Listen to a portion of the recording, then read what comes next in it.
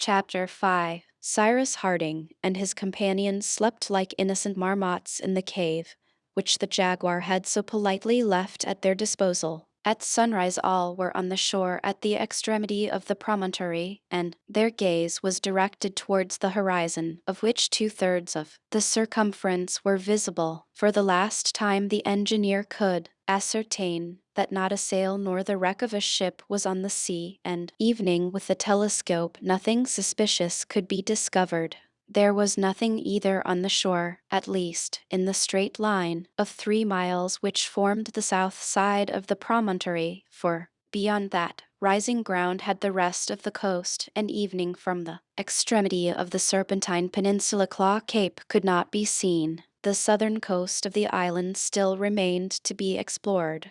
Now, should they undertake it immediately and devote this day to it? This was not included in their first plan. In fact, when the boat was abandoned at the sources of the Mersey, it had been agreed that after having surveyed the west coast, they should go back to it and return to Granite House by the Mersey. Harding then thought that the western coast would have offered refuge either to a ship in distress or to a vessel in her regular course. But now, as he saw that this coast presented no good anchorage, he wished to seek on the south what they had not been able to find on the west. Gideon Spilett proposed to continue the exploration, that the question of the supposed wreck may be completely settled, and he asked at what distance Claw Cape may be from the extremity of the peninsula. About 30 miles, replied the engineer, if we take into consideration the curvings of the coast.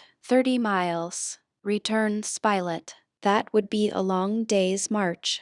Nevertheless, I think that we should return to Granite House by the south coast. But, observed Herbert, from Claw Cape to Granite House there must be at least another 10 miles. Make it 40 miles in all, replied the engineer, and do not hesitate to do it.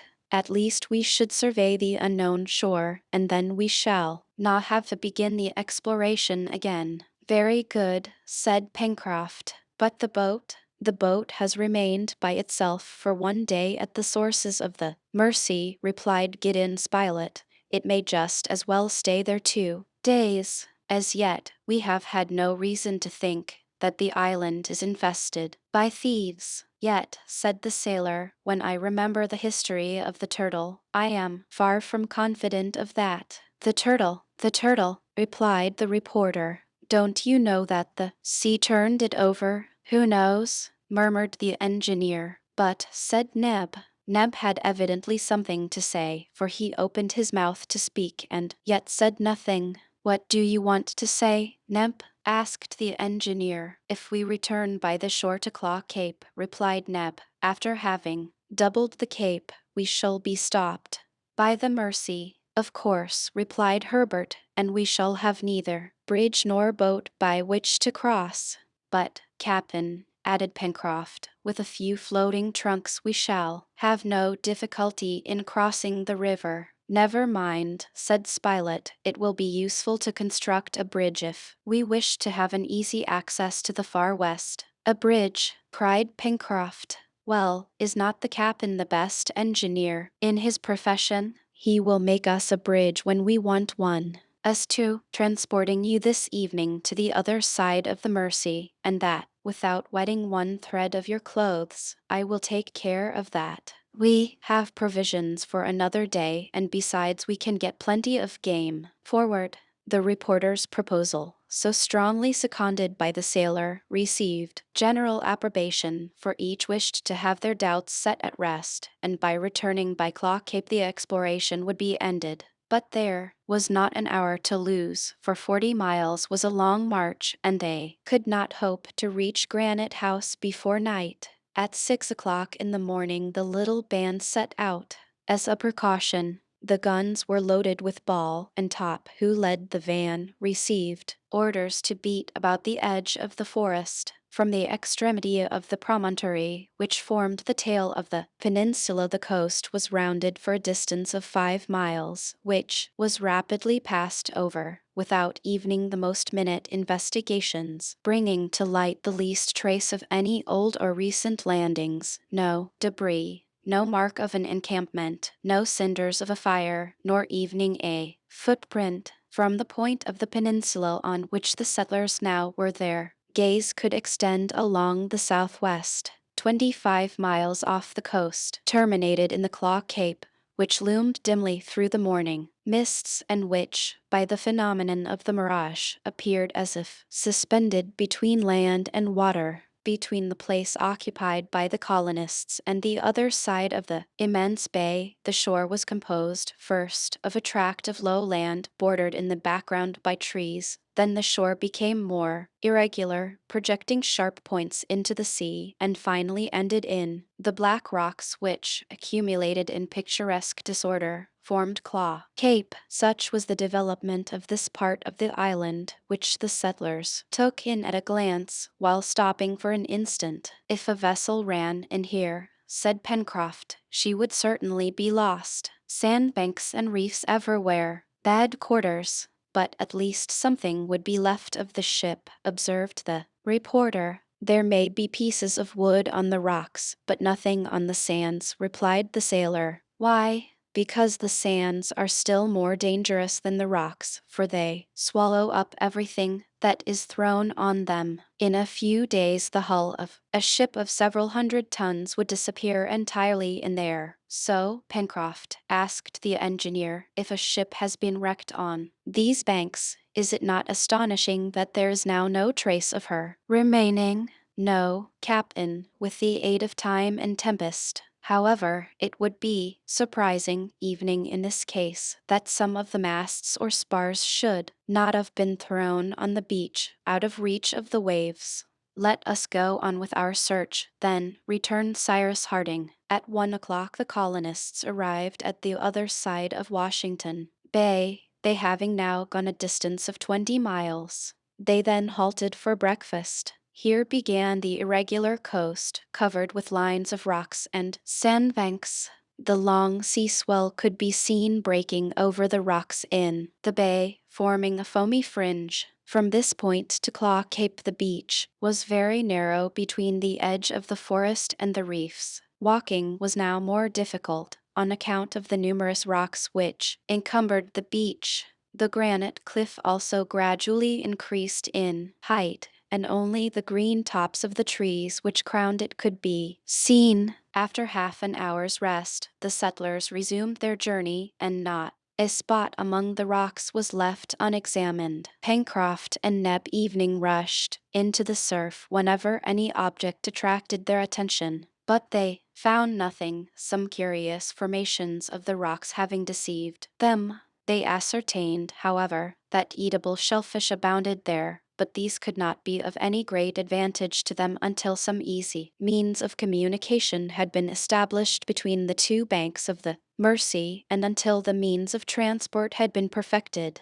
Nothing therefore which threw any light on the supposed wreck could be found on this shore, yet an object of any importance, such as the hull of a ship, would have been seen directly, or any of her masts and spars would have been washed on shore, just as the chest had been, which was found 20 miles from here. But there was nothing. Towards 3 o'clock Harding and his companions arrived at a snug little creek. It formed quite a natural harbor, invisible from the sea, and was entered by a narrow channel. At the back of this creek some violent convulsion had torn up the rocky border, and a cutting, by a gentle slope, gave access to an upper plateau, which may be situated at least 10 miles from Claw Cape, and consequently 4 miles in a straight line from Prospect Heights. Gideon Spilett proposed to his companions that they should make a halt here. They agreed readily, for their walk had sharpened their appetites, and although it was not their usual dinner hour, no one refused to strengthen himself with a piece of venison. This luncheon would sustain them until their supper, which they intended to take at Granite House. In a few minutes the settlers, seated under a clump of fine sea pines, were devouring the provisions which Neb produced from his bag. This spot was raised from 50 to 60 feet above the level of the sea. The view was very extensive, but beyond the cape it ended in Union Bay. Neither the islet nor Prospect Heights was visible, and could not be from there, for the rising ground and the curtain of trees closed the northern horizon. It is useless to add that notwithstanding the wide extent of sea which the explorers could survey, and though the engineer swept the horizon with his glass, no vessel could be found. The shore was of course examined with the same care from the edge of the water to the cliff, and nothing could be discovered even with the aid of the instrument. Well, said Gideon Spilett, it seems we must make up our minds to console ourselves with thinking that no one will come to dispute with us the possession of Lincoln Island. But the bullet, cried Herbert, that was not imaginary, I suppose. Hang it, no, exclaimed Pencroft, thinking of his absent tooth. Then what conclusion may be drawn? Asked the reporter. This, replied the engineer, that 3 months or more ago, a vessel, either voluntarily or not, came here. What? Then you admit, Cyrus, that she was swallowed up without leaving any trace? Cried the reporter. No, my dear Spilett, but you see that if it is certain that a human being set foot on the island, it appears no less certain that he has now left it. Then, if I understand you right, Captain, said Herbert, the vessel has left again? Evidently, and we have lost an opportunity to get back to our country, said Neb. I fear so. Very well, since the opportunity is lost, let us go on. It can't be helped, said Pencroft, who felt homesickness for Granite House. But just as they were rising, Top was heard loudly barking, and the dog issued from the wood holding in his mouth a rag soiled with mud. Neb seized it. It was a piece of strong cloth. Top still barked, and by his going and coming, seemed to invite his master to follow him into the forest. Now there's something to explain the bullet, exclaimed Pencroft. A castaway, replied Herbert. Wounded, perhaps, said Neb. Or dead, added the reporter. All ran after the dog among the tall pines on the border of the forest. Harding and his companions made ready their firearms in case of an emergency. They advanced some way into the wood, but to their great disappointment, they as yet saw no signs of any human being having passed that way. Shrubs and creepers were uninjured, and they had evening to cut them away with the axe, as they had done in the deepest recesses of the forest. It was difficult to fancy that any human creature had ever passed there, but yet Top went backward and forward, not like a dog who searches at random, but like a dog being endowed with a mind who is following up an idea. In about 7 or 8 minutes Top stopped in a glade surrounded with tall trees. The settlers gazed around them, but saw nothing, neither under the bushes nor among the trees. What is the matter, Top? Said Cyrus Harding. Top barked louder, bounding about at the foot of a gigantic pine. All at once Pencroft shouted, "Ho, splendid! Capital! What is it?" asked Spilett. "We have been looking for wreck at sea or on land. Well, well, and here we've found one in the air." And the sailor pointed to a great white rag caught in the top of the pine, a fallen scrap of which the dog had brought to them. "But that is not a wreck," cried Gideon Spilett. "I beg your pardon," returned Pencroft. "Why, is it? It is all that remains of our airy boat, of our balloon, which has been caught up aloft there, at the top of that tree." Pencroft was not mistaken, and he gave vent to his feelings in a tremendous hurrah, adding, "There is good cloth. There is what will furnish us with linen for years. There is what will make us handkerchiefs and shirts. Ha, ha, Mr. Spilett, what do you say to an island where shirts grow on the trees?" It was certainly a lucky circumstance for the settlers in Lincoln Island that the balloon, after having made its last bound into the air, had fallen on the island and thus given them the opportunity of finding it again, whether they kept the case under its present form or whether they wished to attempt another escape by it, or whether they usefully employed the several hundred yards of cotton, which was of fine quality. Pencroft's joy was therefore shared by all, but it was necessary to bring down the remains of the balloon from the tree, to place it in security, and this was no slight task. Neb, Herbert, and the sailor, climbing to the summit of the tree, used all their skill to disengage the now reduced balloon. The operation lasted 2 hours, and then not only the case, with its valve, its springs, its brasswork, lay on the ground, but the net, that is to say a considerable quantity of ropes and cordage, and the circle and the anchor. The case, except for the fracture, was in good condition, only the lower portion being torn. It was a fortune which had fallen from the sky. All the same, Captain, said the sailor, if we ever decide to leave the island, it won't be in a balloon, will it? These airboats won't go where we want them to go, and we have had some experience in that way. Look here, we will build a craft of some 20 tons, and then we can make a mainsail, a foresail, and a jib out of that cloth. As to the rest of it, that will help to dress us. We shall see, Pencroft, replied Cyrus Harding. We shall see. In the meantime, we must put it in a safe place, said Neb. They certainly could not think of carrying this load of cloth, ropes, and cordage to Granite House, for the weight of it was very considerable, and while waiting for a suitable vehicle in which to convey it, it was of importance that this treasure should not be left longer exposed to the mercies of the first storm.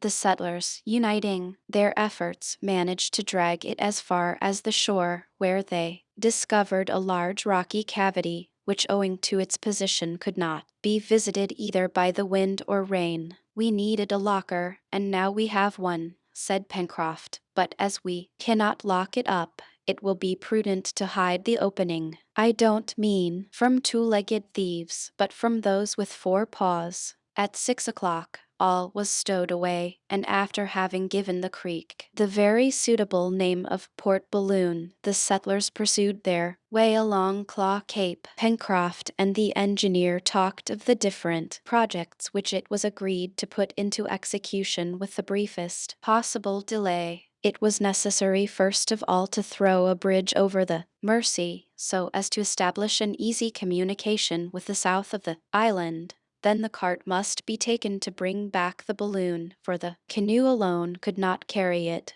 Then they would build a decked boat, and Pencroft would rig it as a cutter, and they would be able to undertake voyages of circumnavigation round the island, etc. In the meanwhile night came on, and it was already dark when the settlers reached Flotsam Point, where they had found the precious chest. The distance between Flotsam Point and Granite House was another 4 miles, and it was midnight when, after having followed the shore to the mouth of the Mercy, the settlers arrived at the first angle formed by the Mercy. There the river was 80 feet in breadth, which was awkward to cross, but as Pencroft had taken upon himself to conquer this difficulty, he was compelled to do it. The settlers certainly had reason to be pretty tired.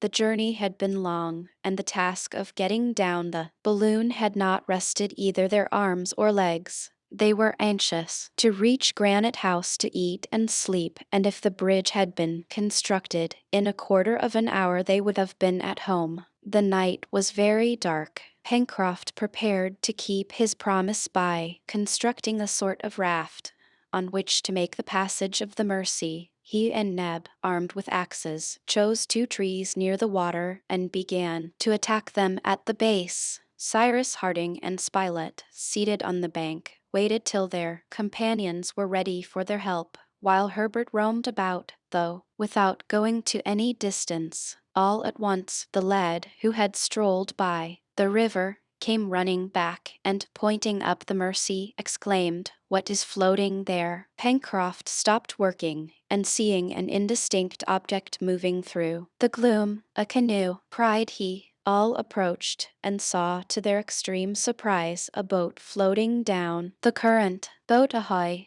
shouted the sailor, without thinking that perhaps it would be best to keep silence. No reply.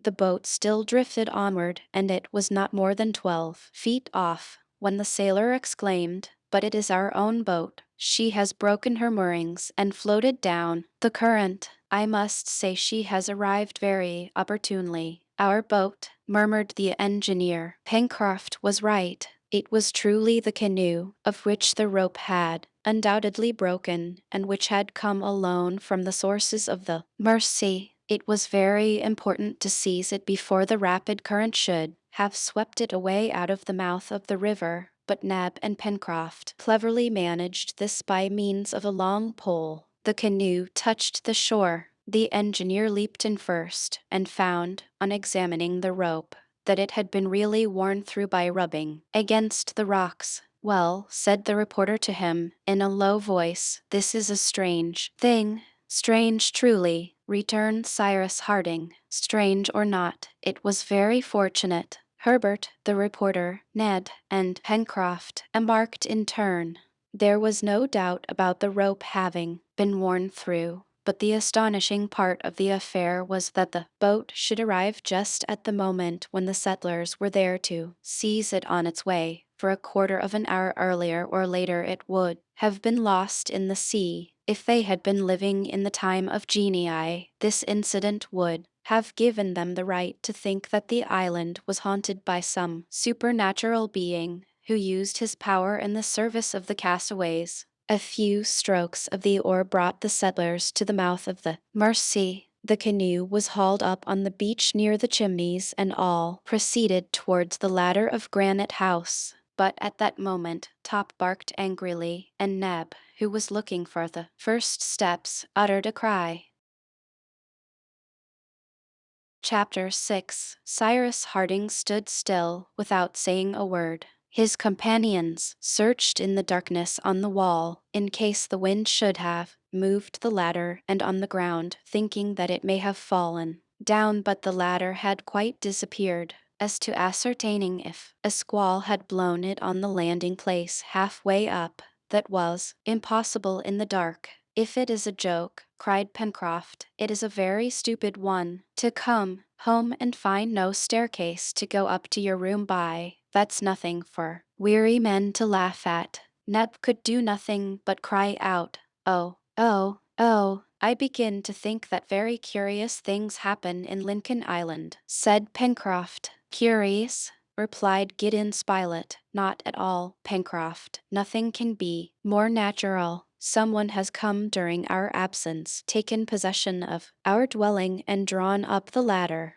"Someone," cried the sailor. "But who?" "Who but the hunter who fired the bullet?" replied the reporter. "Well, if there is any one up there," replied Pencroft, who began to lose patience, "I will give them a hail, and they must answer." And in a stentorian voice the sailor gave a prolonged hallo, which was echoed again and again from the cliff and rocks. The settlers listened, and they thought they heard a sort of chuckling laugh, of which they could not guess the origin. But no voice replied to Pencroft, who in vain repeated his vigorous shouts. There was something truly in this to astonish the most apathetic of men, and the settlers were not men of that description. In their situation every incident had its importance, and certainly during the 7 months which they had spent on the island they had not before met with anything of so surprising a character. Be that as it may, forgetting their fatigue in the singularity of the event, they remained below Granite House, not knowing what to think, not knowing what to do, questioning each other without any hope of a satisfactory reply, every one starting some supposition each more unlikely than the last. Neb bewailed himself, much disappointed at not being able to get into his kitchen, for the provisions which they had had on their expedition were exhausted, and they had no means of renewing them. "My friends," at last said Cyrus Harding, "there is only one thing to be done at present: wait for day, and then act according to circumstances. But let us go to the Chimneys. There we shall be under shelter, and if we cannot eat, we can at least sleep. But who is it that has played us this cool trick?" again asked Pencroft, unable to make up his mind to retire from the spot. Whoever it was, the only thing practicable was to do as the engineer proposed, to go to the chimneys and there wait for day. In the meanwhile, Top was ordered to mount guard below the windows of Granite House, and when Top received an order he obeyed it without any questioning. The brave dog therefore remained at the foot of the cliff, while his master, with his companions, sought a refuge among the rocks. To say that the settlers, notwithstanding their fatigue, slept well on the sandy floor of the chimneys would not be true. It was not only that they were extremely anxious to find out the cause of what had happened, whether it was the result of an accident which would be discovered at the return of day, or whether, on the contrary, it was the work of a human being.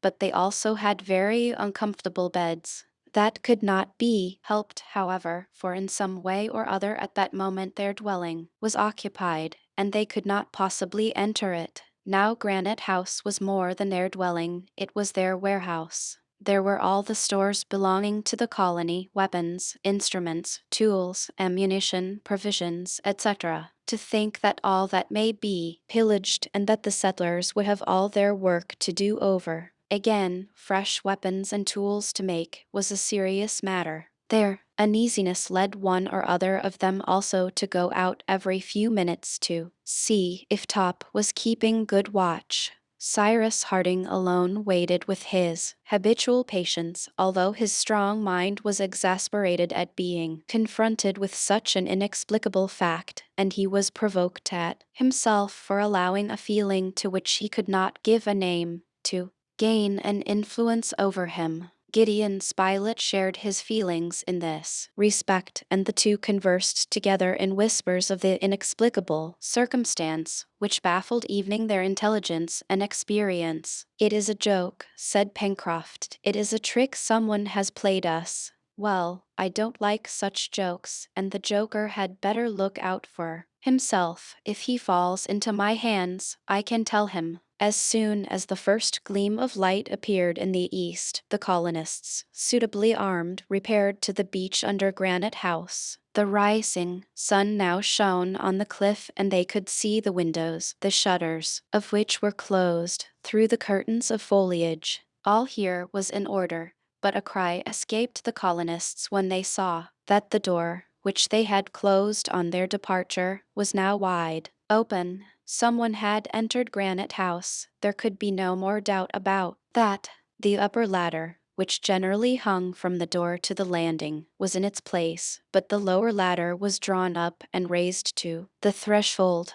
It was evident that the intruders had wished to guard themselves against a surprise. Pencroft hailed again. No reply. "The beggars!" exclaimed the sailor. "There they are, sleeping quietly, as if they were in their own house. Hallo there, you pirates, brigands, robbers, sons of John Bull." When Pencroft, being a Yankee, treated any one to the epithet of son of John Bull, he considered he had reached the last limits of insult. The sun had now completely risen, and the whole facade of Granite House became illuminated by its rays. But in the interior as well as on the exterior all was quiet and calm. The settlers asked if Granite House was inhabited or not, and yet the position of the latter was sufficient to show that it was. It was also certain that the inhabitants, whoever they may be, had not been able to escape. But how were they to be got at? Herbert then thought of fastening a cord to an arrow, and shooting the arrow so that it should pass between the first rounds of the ladder, which hung from the threshold.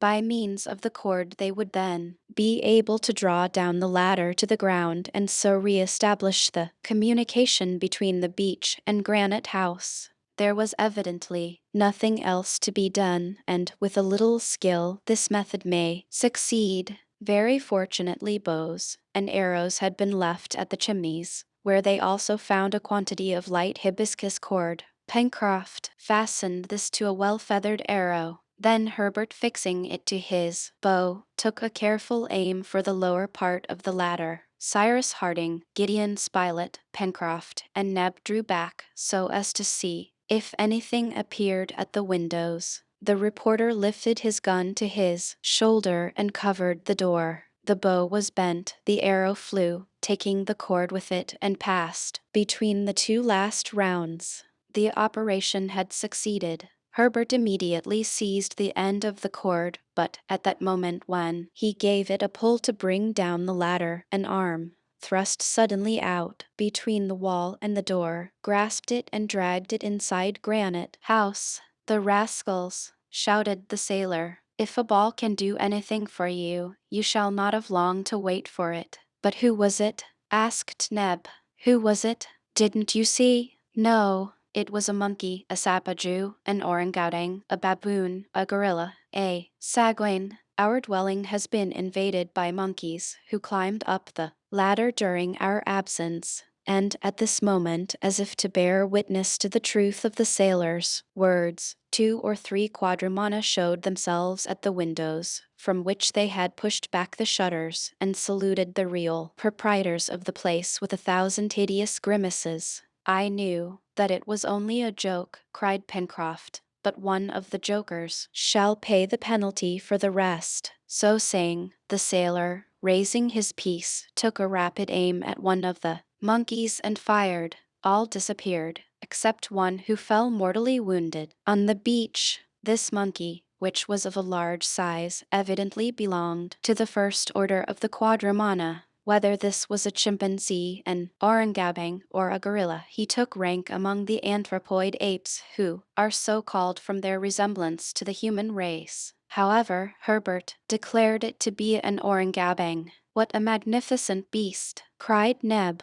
"Magnificent, if you like," replied Pencroft, "but still I do not see how we are to get into our house." "Herbert is a good marksman," said the reporter, "and his bow is here. He can try again." "Why, these apes are so cunning," returned Pencroft. "They won't show themselves again at the windows, and so we can't kill them. And when I think of the mischief they may do in the rooms and storehouse—" "Have patience," replied Harding. "These creatures cannot keep us long at bay." "I shall not be sure of that till I see them down here," replied the sailor. "And now, Captain, do you know how many dozens of these fellows are up there?" It was difficult to reply to Pencroft, and as for the young boy making another attempt, that was not easy, for the lower part of the ladder had been drawn again into the door, and when another pull was given, the line broke and the ladder remained firm. The case was really perplexing. Pencroft stormed. There was a comic side to the situation, but he did not think it funny at all. It was certain that the settlers would end by reinstating themselves in their domicile and driving out the intruders. But when and how? This is what they were not able to say. 2 hours passed, during which the apes took care not to show themselves, but they were still there, and 3 or 4 times a nose or a paw was poked out at the door or windows, and was immediately saluted by a gunshot. "Let us hide ourselves," at last said the engineer. "Perhaps the apes will think we have gone quite away, and will show themselves again. Let Spilett and Herbert conceal themselves behind those rocks and fire on all that may appear." The engineer's orders were obeyed, and while the reporter and the lad, the best marksmen in the colony, posted themselves in a good position, but out of the monkey's sight, Neb, Pencroft, and Cyrus climbed the plateau and entered the forest in order to kill some game, for it was now time for breakfast, and they had no provisions remaining. In half an hour the hunters returned with a few rock pigeons, which they roasted as well as they could. Not an ape had appeared. Gideon Spilett and Herbert went to take their share of the breakfast, leaving Top to watch under the windows. They then, having eaten, returned to their post. 2 hours later, their situation was in no degree improved. The quadrumana gave no sign of existence, and it may have been supposed that they had disappeared, but what seemed more probable was that, terrified by the death of one of their companions and frightened by the noise of the firearms, they had retreated to the back part of the house, or probably evening into the storeroom. And when they thought of the valuables which this storeroom contained, the patience so much recommended by the engineer fast changed into great irritation, and there certainly was room for it. Decidedly, it is too bad, said the reporter, and the worst of it is there is no way of putting an end to it. But we must drive these vagabonds out somehow, cried the sailor. We could soon get the better of them, evening if there are 20 of the rascals, but for that, we must meet them hand to hand. Come now, is there no way of getting at them? Let us try to enter Granite House by the old opening at the lake, replied the engineer. Oh, shouted the sailor, and I never thought of that. This was in reality the only way by which to penetrate into Granite House so as to fight with and drive out the intruders. The opening was, it is true, closed up with a wall of cemented stones, which it would be necessary to sacrifice, but that could easily be rebuilt. Fortunately, Cyrus Harding had not as yet effected his project of hiding this opening by raising the waters of the lake, for the operation would then have taken some time. It was already past 12 o'clock when the colonists, well armed and provided with picks and spades, left the chimneys, passed beneath the windows of Granite House, after telling Top to remain at his post, and began to ascend the left bank of the Mersey so as to reach Prospect Heights. But they had not made 50 steps in this direction when they heard the dog barking furiously, and all rushed down the bank again. Arrived at the turning, they saw that the situation had changed. In fact, the apes, seized with a sudden panic from some unknown cause, were trying to escape. 2 or 3 ran and clambered from one window to another with the agility of acrobats. They were not even trying to replace the ladder, by which it would have been easy to descend. Perhaps, in their terror, they had forgotten this way of escape. The colonists, now being able to take aim without difficulty, fired. Some, wounded or killed, fell back into the rooms, uttering piercing cries. The rest, throwing themselves out, were dashed to pieces in their fall, and in a few minutes, so far as they knew, there was not a living quadrumana in Granite House. At this moment the ladder was seen to slip over the threshold, then, and roll and fall to the ground.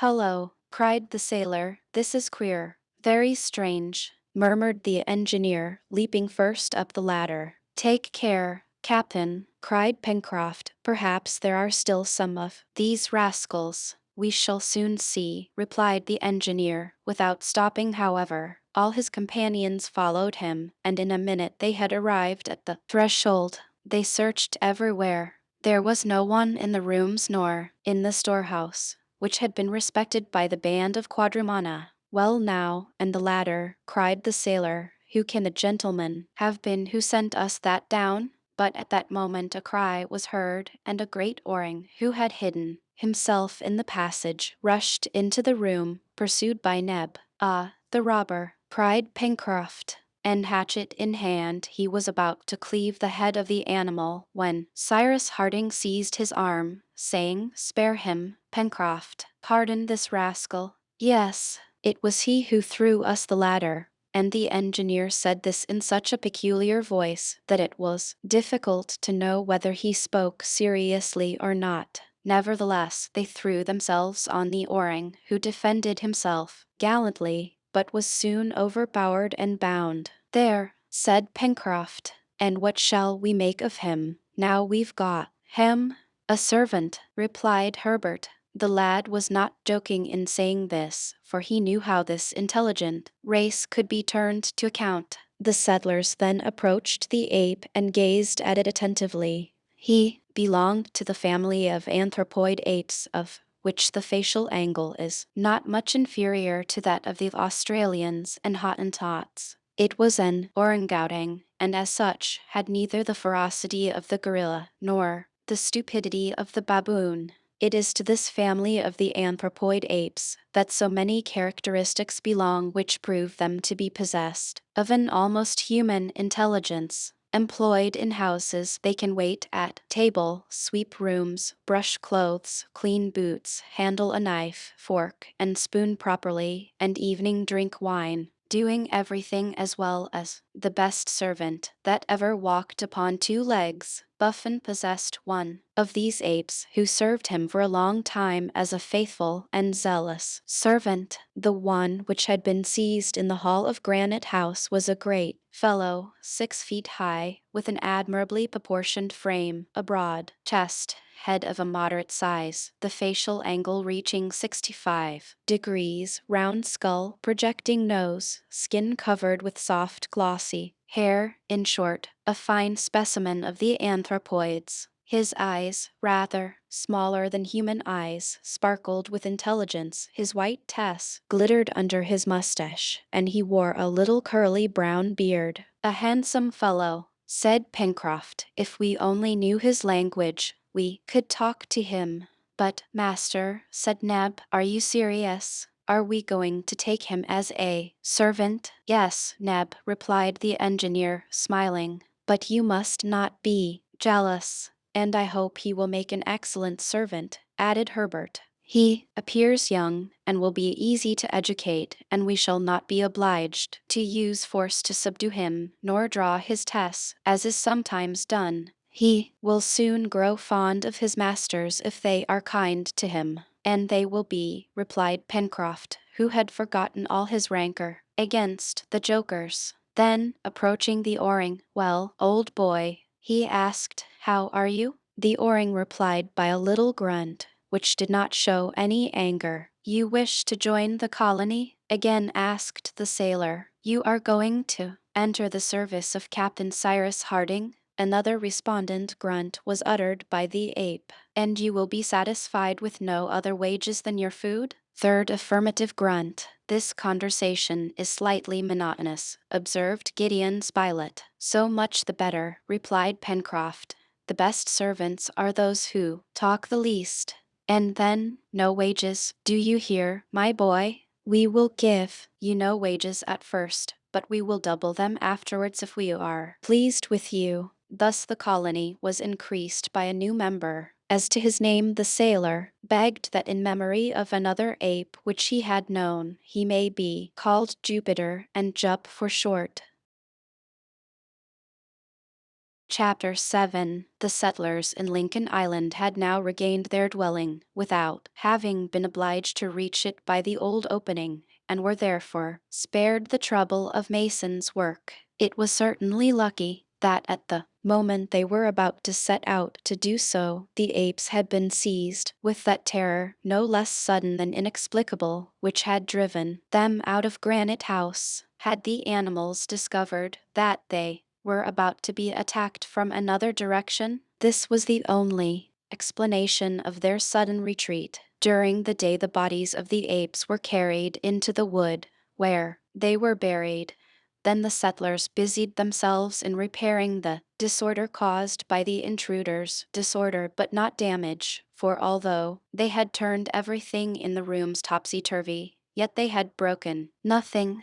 Neb relighted his stove, and the stores in the larder furnished a substantial repast, to which all did ample justice. Jup was not forgotten, and he ate with relish some stone-pine almonds and rhizome roots with which he was abundantly supplied. Pencroft had unfastened his arms, but judged it best to have his legs tied until they were more sure of his submission. Then, before retiring to rest, Harding and his companions, seated round their table, discussed those plans, the execution of which was most pressing. The most important and most urgent was the establishment of a bridge over the Mersey, so as to form a communication with the southern part of the island and Granite House. Then the making of an enclosure for the musmons or other woolly animals which they wished to capture. These two projects would help to solve the difficulty as to their clothing, which was now serious. The bridge would render easy the transport of the balloon case, which would furnish them with linen, and the inhabitants of the enclosure would yield wool, which would supply them with winter clothes.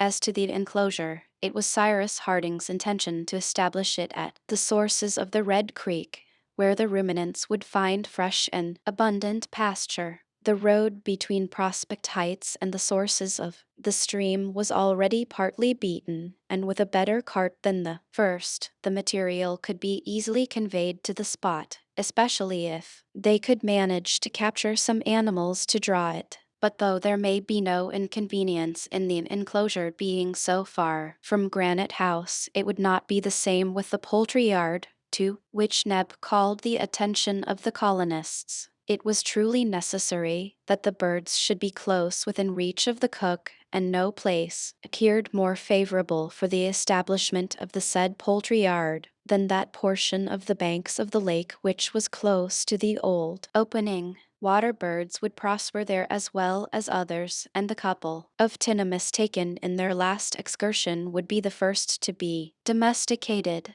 The next day, the 3rd of November, the new works were begun by the construction of the bridge, and all hands were required for this important task. Saws, hatchets, and hammers were shouldered by the settlers who, now transformed into carpenters, descended to the shore. There Pencroft observed, suppose that during our absence Master Jup takes it into his head to draw up the ladder which he so politely returned to us yesterday. Let us tie its lower end down firmly, replied Cyrus Harding. This was done by means of 2 sticks securely fixed in the sand. Then the settlers, ascending the left bank of the Mercy, soon arrived at the angle formed by the river.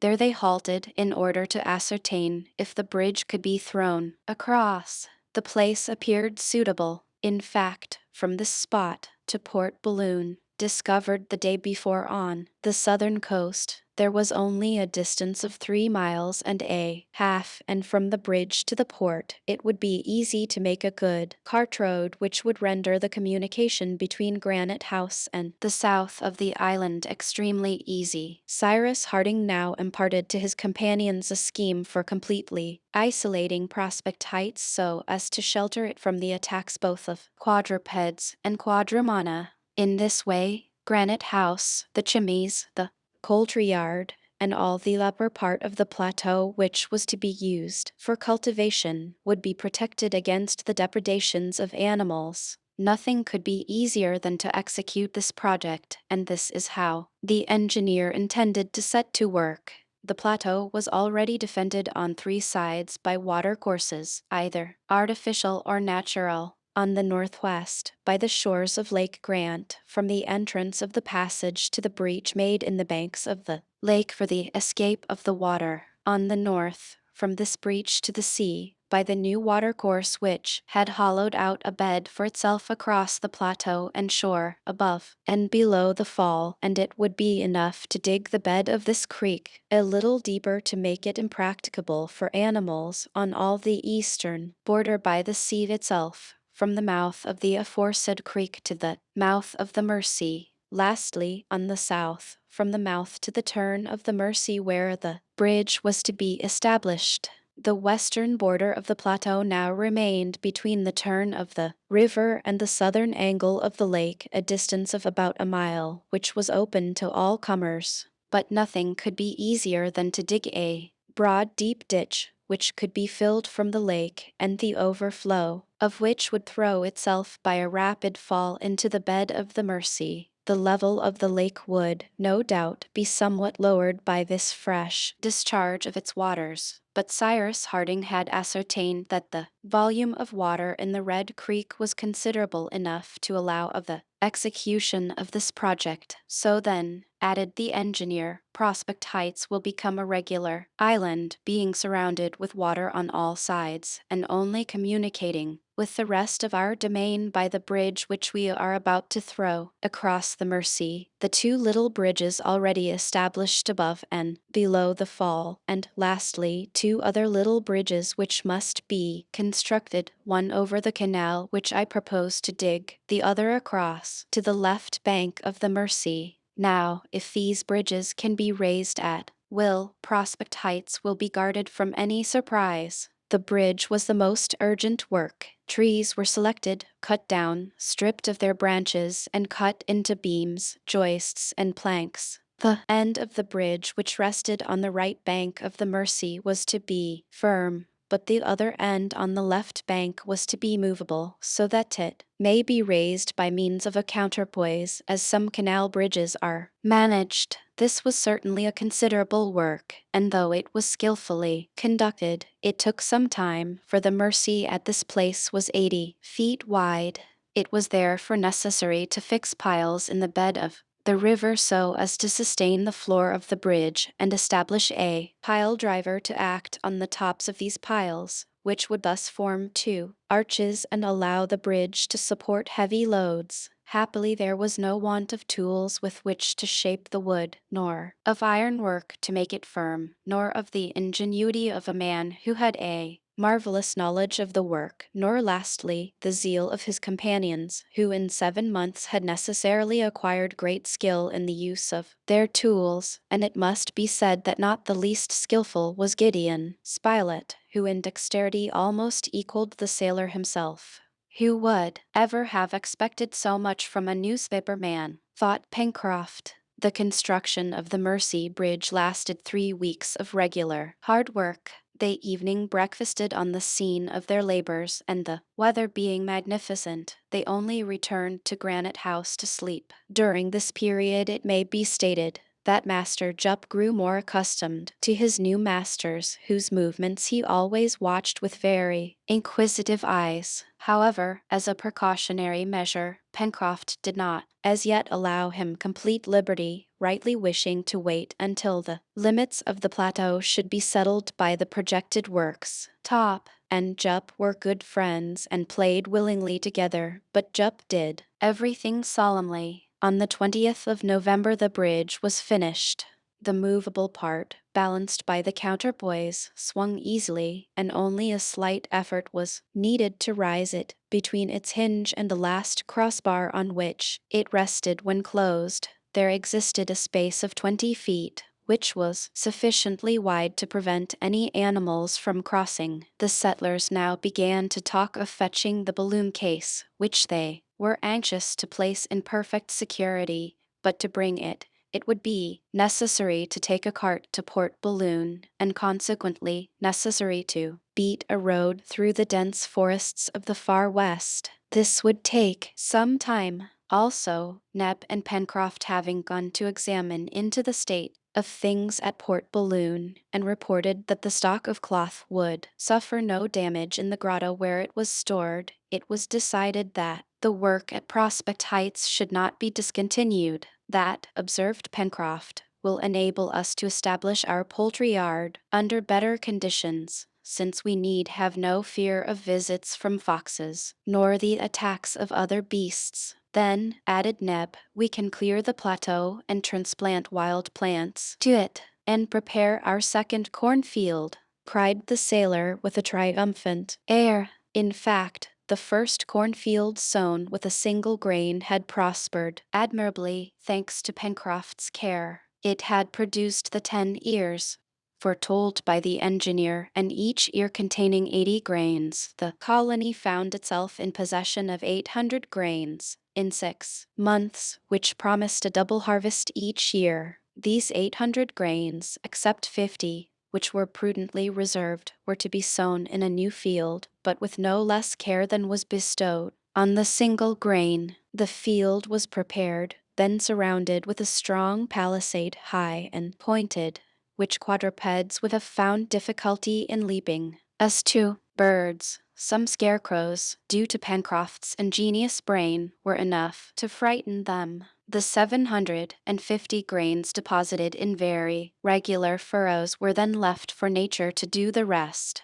On the 21st of November, Cyrus Harding began to plan the canal which was to close the plateau on the west, from the south angle of Lake Grant to the angle of the Mersey. There was there 2 or 3 feet of vegetable earth, and below that granite. It was therefore necessary to manufacture some more nitroglycerine, and the nitroglycerine did its accustomed work. In less than a fortnight a ditch, 12 feet wide and 6 deep, was dug out in the hard ground of the plateau. A new trench was made by the same means in the rocky border of the lake, forming a small stream, to which they gave the name of Creek Glycerine, and which was thus an affluent of the Mersey. As the engineer had predicted, the level of the lake was lowered, though very slightly. To complete the enclosure, the bed of the stream on the beach was considerably enlarged, and the sand supported by means of stakes.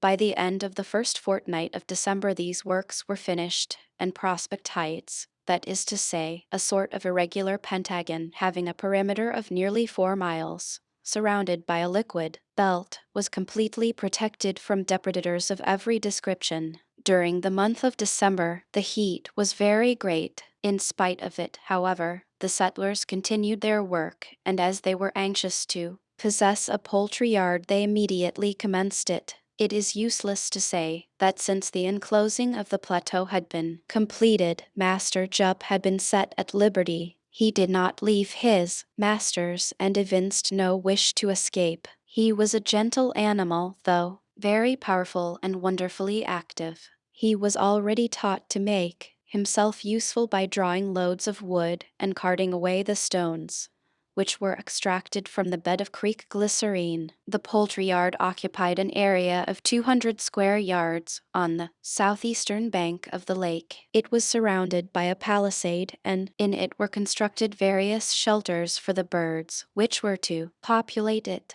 These were simply built of branches and divided into compartments, made ready for the expected guests. The first were the 2 tinamous, which were not long in having a number of young ones. They had for companions half a dozen ducks accustomed to the borders of the lake. Some belonged to the Chinese species, of which the wings open like a fan, and which by the brilliancy of their plumage rival the golden pheasants. A few days afterwards, Herbert snared a couple of gallinaceae, with spreading tails composed of long feathers, magnificent electors, which soon became tame. As to pelicans, kingfishers, water hens, they came of themselves to the shores of the poultry yard, and this little community, after some disputes, cooing, screaming, clucking, ended by settling down peacefully and increased in encouraging proportion for the future use of the colony. Cyrus Harding, wishing to complete his performance, established a pigeon house in a corner of the poultry yard.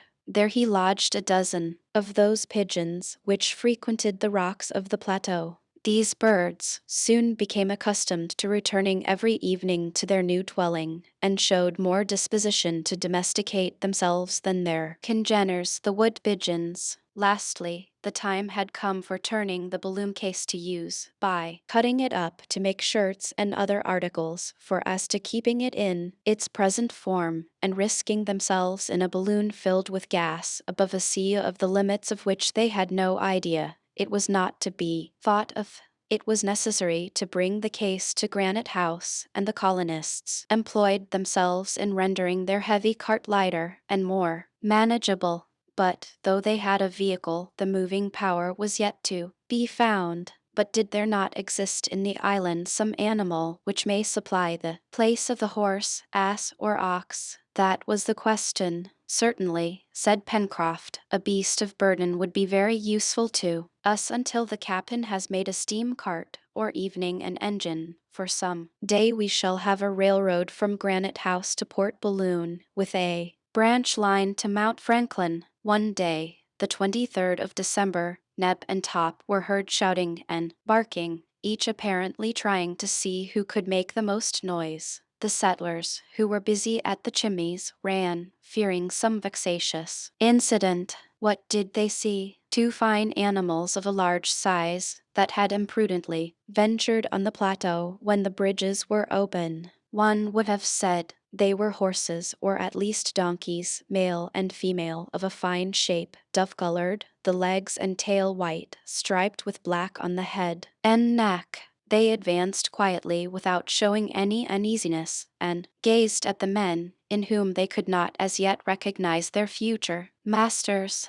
"These are onagers," cried Herbert, "animals something between the zebra and the quagga." "Why not donkeys?" asked Neb. "Because they have not long ears, and their shape is more graceful." "Donkeys or horses," interrupted Pencroft, "they are moving powers, as the captain would say, and as such must be captured."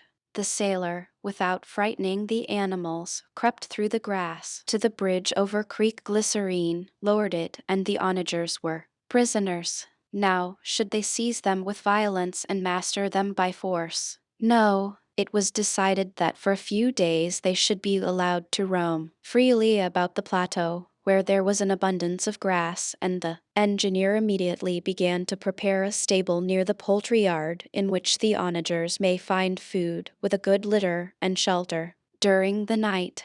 This done, the movements of the two magnificent creatures were left entirely free, and the settlers avoided evening approaching them so as to terrify them. Several times, however, the onagers appeared to wish to leave the plateau, too confined for animals accustomed to the plains and forests. They were then seen following the water barrier which everywhere presented itself before them, uttering short neighs, then galloping through the grass, and becoming calmer, they would remain entire hours gazing at the woods, from which they were cut off forever. In the meantime, harness of vegetable fiber had been manufactured, and some days after the capture of the onagers, not only the cart was ready, but a straight road, or rather a cutting, had been made through the forests of the far west, from the angle of the Mersey to Port Balloon. The cart may then be driven there, and towards the end of December they tried the onagers for the first time. Pencroft had already coaxed the animals to come and eat out of his hand,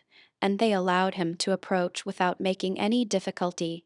But once harnessed they reared and could with difficulty be held in. However, it was not long before they submitted to this new service, for the onager, being less refractory than the zebra, is frequently put in harness in the mountainous regions of southern Africa, and it has even been acclimatized in Europe under zones of a relative coolness. On this day all the colony, except Pencroft, who walked at the animals' heads, mounted the cart and set out on the road to Port Balloon. Of course they were jolted over the somewhat rough road, but the vehicle arrived without any accident and was soon loaded with the case and rigging of the balloon. At 8 o'clock that evening the cart, after passing over the Mersey Bridge, descended the left bank of the river and stopped on the beach. Chapter 8. The first week of January was devoted to the manufacture of the linen garments required by the colony. The needles found in the box were used by sturdy, if not delicate fingers, and we may be sure that what was sewn firmly. There was no lack of thread, thanks to Cyrus Harding's idea of re-employing that which had been already used in the covering of the balloon. This with admirable patience was all unpicked by Gideon Spilett and Herbert, for Pencroft had been obliged to give this work up, as it irritated him beyond measure.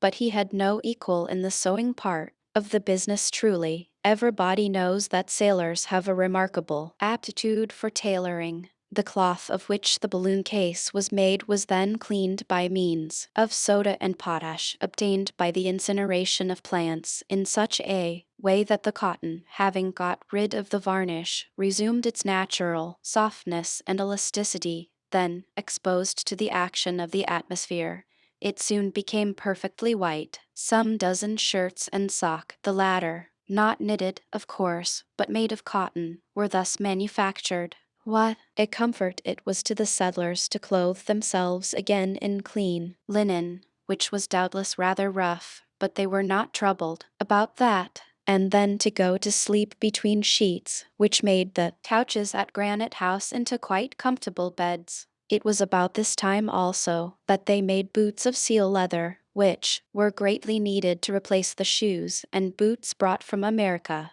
We may be sure that these new shoes were large enough and never pinched the feet of the wearers. With the beginning of the year 1866 the heat was very great, but the hunting in the forests did not stand still. Agoutis, peccaries, capybaras, kangaroos, game of all sorts actually swarmed there, and Spilett and Herbert were too good marksmen ever to throw away their shot uselessly. Cyrus Harding still recommended them to husband the ammunition, and he took measures to replace the powder and shot which had been found in the box and which he wished to reserve for the future. How did he know where chance may one day cast his companions and himself in the event of their leaving their domain? They should, then, prepare for the unknown future by husbanding their ammunition and by substituting for it some easily renewable substance to replace lead, of which Harding had found no traces in the island. He employed granulated iron,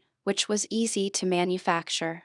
These bullets, not having the weight of leaden bullets, were made larger, and each charge contained less, but the skill of the sportsman made up this deficiency. As to powder, Cyrus Harding would have been able to make that also, for he had at his disposal saltpeter, sulfur, and coal, but this preparation requires extreme care, and without special tools it is difficult to produce it of a good quality. Harding preferred, therefore, to manufacture pyroxyle, that is to say gun cotton, a substance in which cotton is not indispensable, as the elementary tissue of vegetables may be used, and this is found in an almost pure state, not only in cotton, but in the textile fiber of hemp and flax, in paper, the pith of the elder, etc. Now, the elder abounded in the island towards the mouth of Red Creek, and the colonists had already made coffee of the berries of these shrubs, which belong to the family of the Caprifoliaceae. The only thing to be collected, therefore, was elderpith, for as to the other substance necessary for the manufacture of pyroxyle, it was only fuming azotic acid.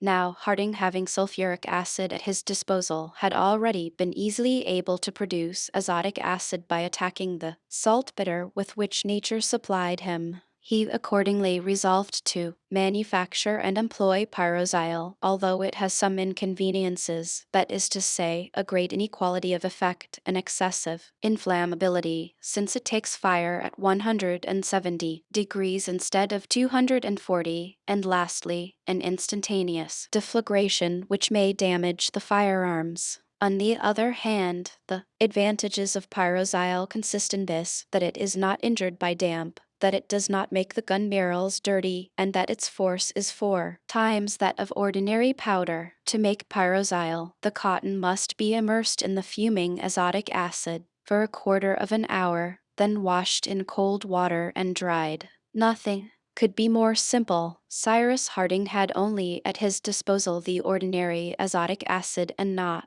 the fuming or monohydrate azotic acid, that is to say, acid which emits white vapors when it comes in contact with damp air. But by substituting for the latter ordinary azotic acid mixed in the proportion of from 3 to 5 volumes of concentrated sulfuric acid, the engineer obtained the same result. The sportsmen of the island therefore soon had a perfectly prepared substance, which, employed discreetly, produced admirable results. About this time the settlers cleared 3 acres of the plateau, and the rest was preserved in a wild state for the benefit of the onagers. Several excursions were made into the Jacamar wood and the forests of the far west, and they brought back from there a large collection of wild vegetables, spinach, cress, radishes, and turnips, which careful culture would soon improve, and which would temper the regimen on which the settlers had till then subsisted. Supplies of wood and coal were also carted. Each excursion was at the same time a means of improving the roads, which gradually became smoother under the wheels of the cart. The rabbit warren still continued to supply the larder of Granite House. As fortunately it was situated on the other side of Creek Glycerine, its inhabitants could not reach the plateau nor ravage the newly made plantation. The oyster bed among the rocks was frequently renewed and furnished excellent mollusks. Besides that, the fishing, either in the lake or the Mersey, was very profitable, for Pencroft had made some lines, armed with iron hooks, with which they frequently caught fine trout and a species of fish whose silvery sides were speckled with yellow, and which were also extremely savory. Master Neb, who was skilled in the culinary art, knew how to vary agreeably the bill of fare. Bread alone was wanting at the table of the settlers, and as has been said, they felt this privation greatly. The settlers hunted too the turtles, which frequented the shores of Cape Mandible, At this place the beach was covered with little mounds, concealing perfectly spherical turtles' eggs with white hard shells, the albumen of which does not coagulate as that of birds' eggs. They were hatched by the sun, and their number was naturally considerable, as each turtle can lay annually 250. A regular egg field, observed Gideon Spilett, and we have nothing to do but to pick them up. But not being contented with simply the produce, they made chase after the producers, the result of which was that they were able to bring back to Granite House a dozen of these chelonians, which were really valuable from an alimentary point of view. The turtle soup, flavored with aromatic herbs, often gained well-merited praises for its preparer, Neb.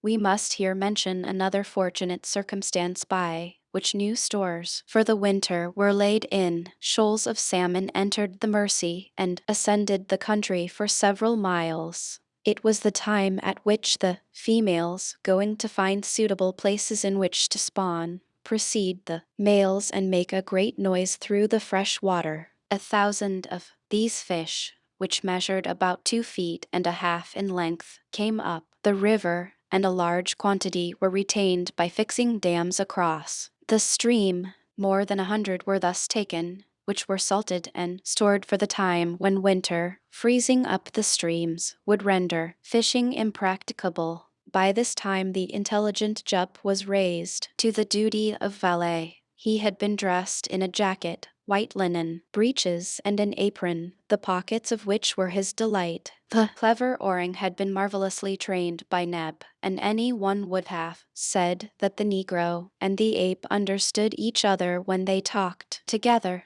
Jup had besides a real affection for Neb, and Neb returned it when his services were not required, either for carrying wood or for climbing to the top of some tree. Jup passed the greatest part of his time in the kitchen, where he endeavored to imitate Neb in all that he saw him do. The black showed the greatest patience and evening extreme zeal in instructing his pupil, and the pupil exhibited remarkable intelligence in profiting by the lessons he received from his master. Judge then of the pleasure Master Jup gave to the inhabitants of Granite House when, without their having had any idea of it, he appeared one day, napkin on his arm, ready to wait at table. Quick, attentive, he acquitted himself perfectly, changing the plates, bringing dishes, pouring out water, all with a gravity which gave intense amusement to the settlers, and which enraptured Pencroft. Jup, some soup. Jup, a little agouti. Jup, a plate. Jup, good Jup, honest Jup. Nothing was heard but that,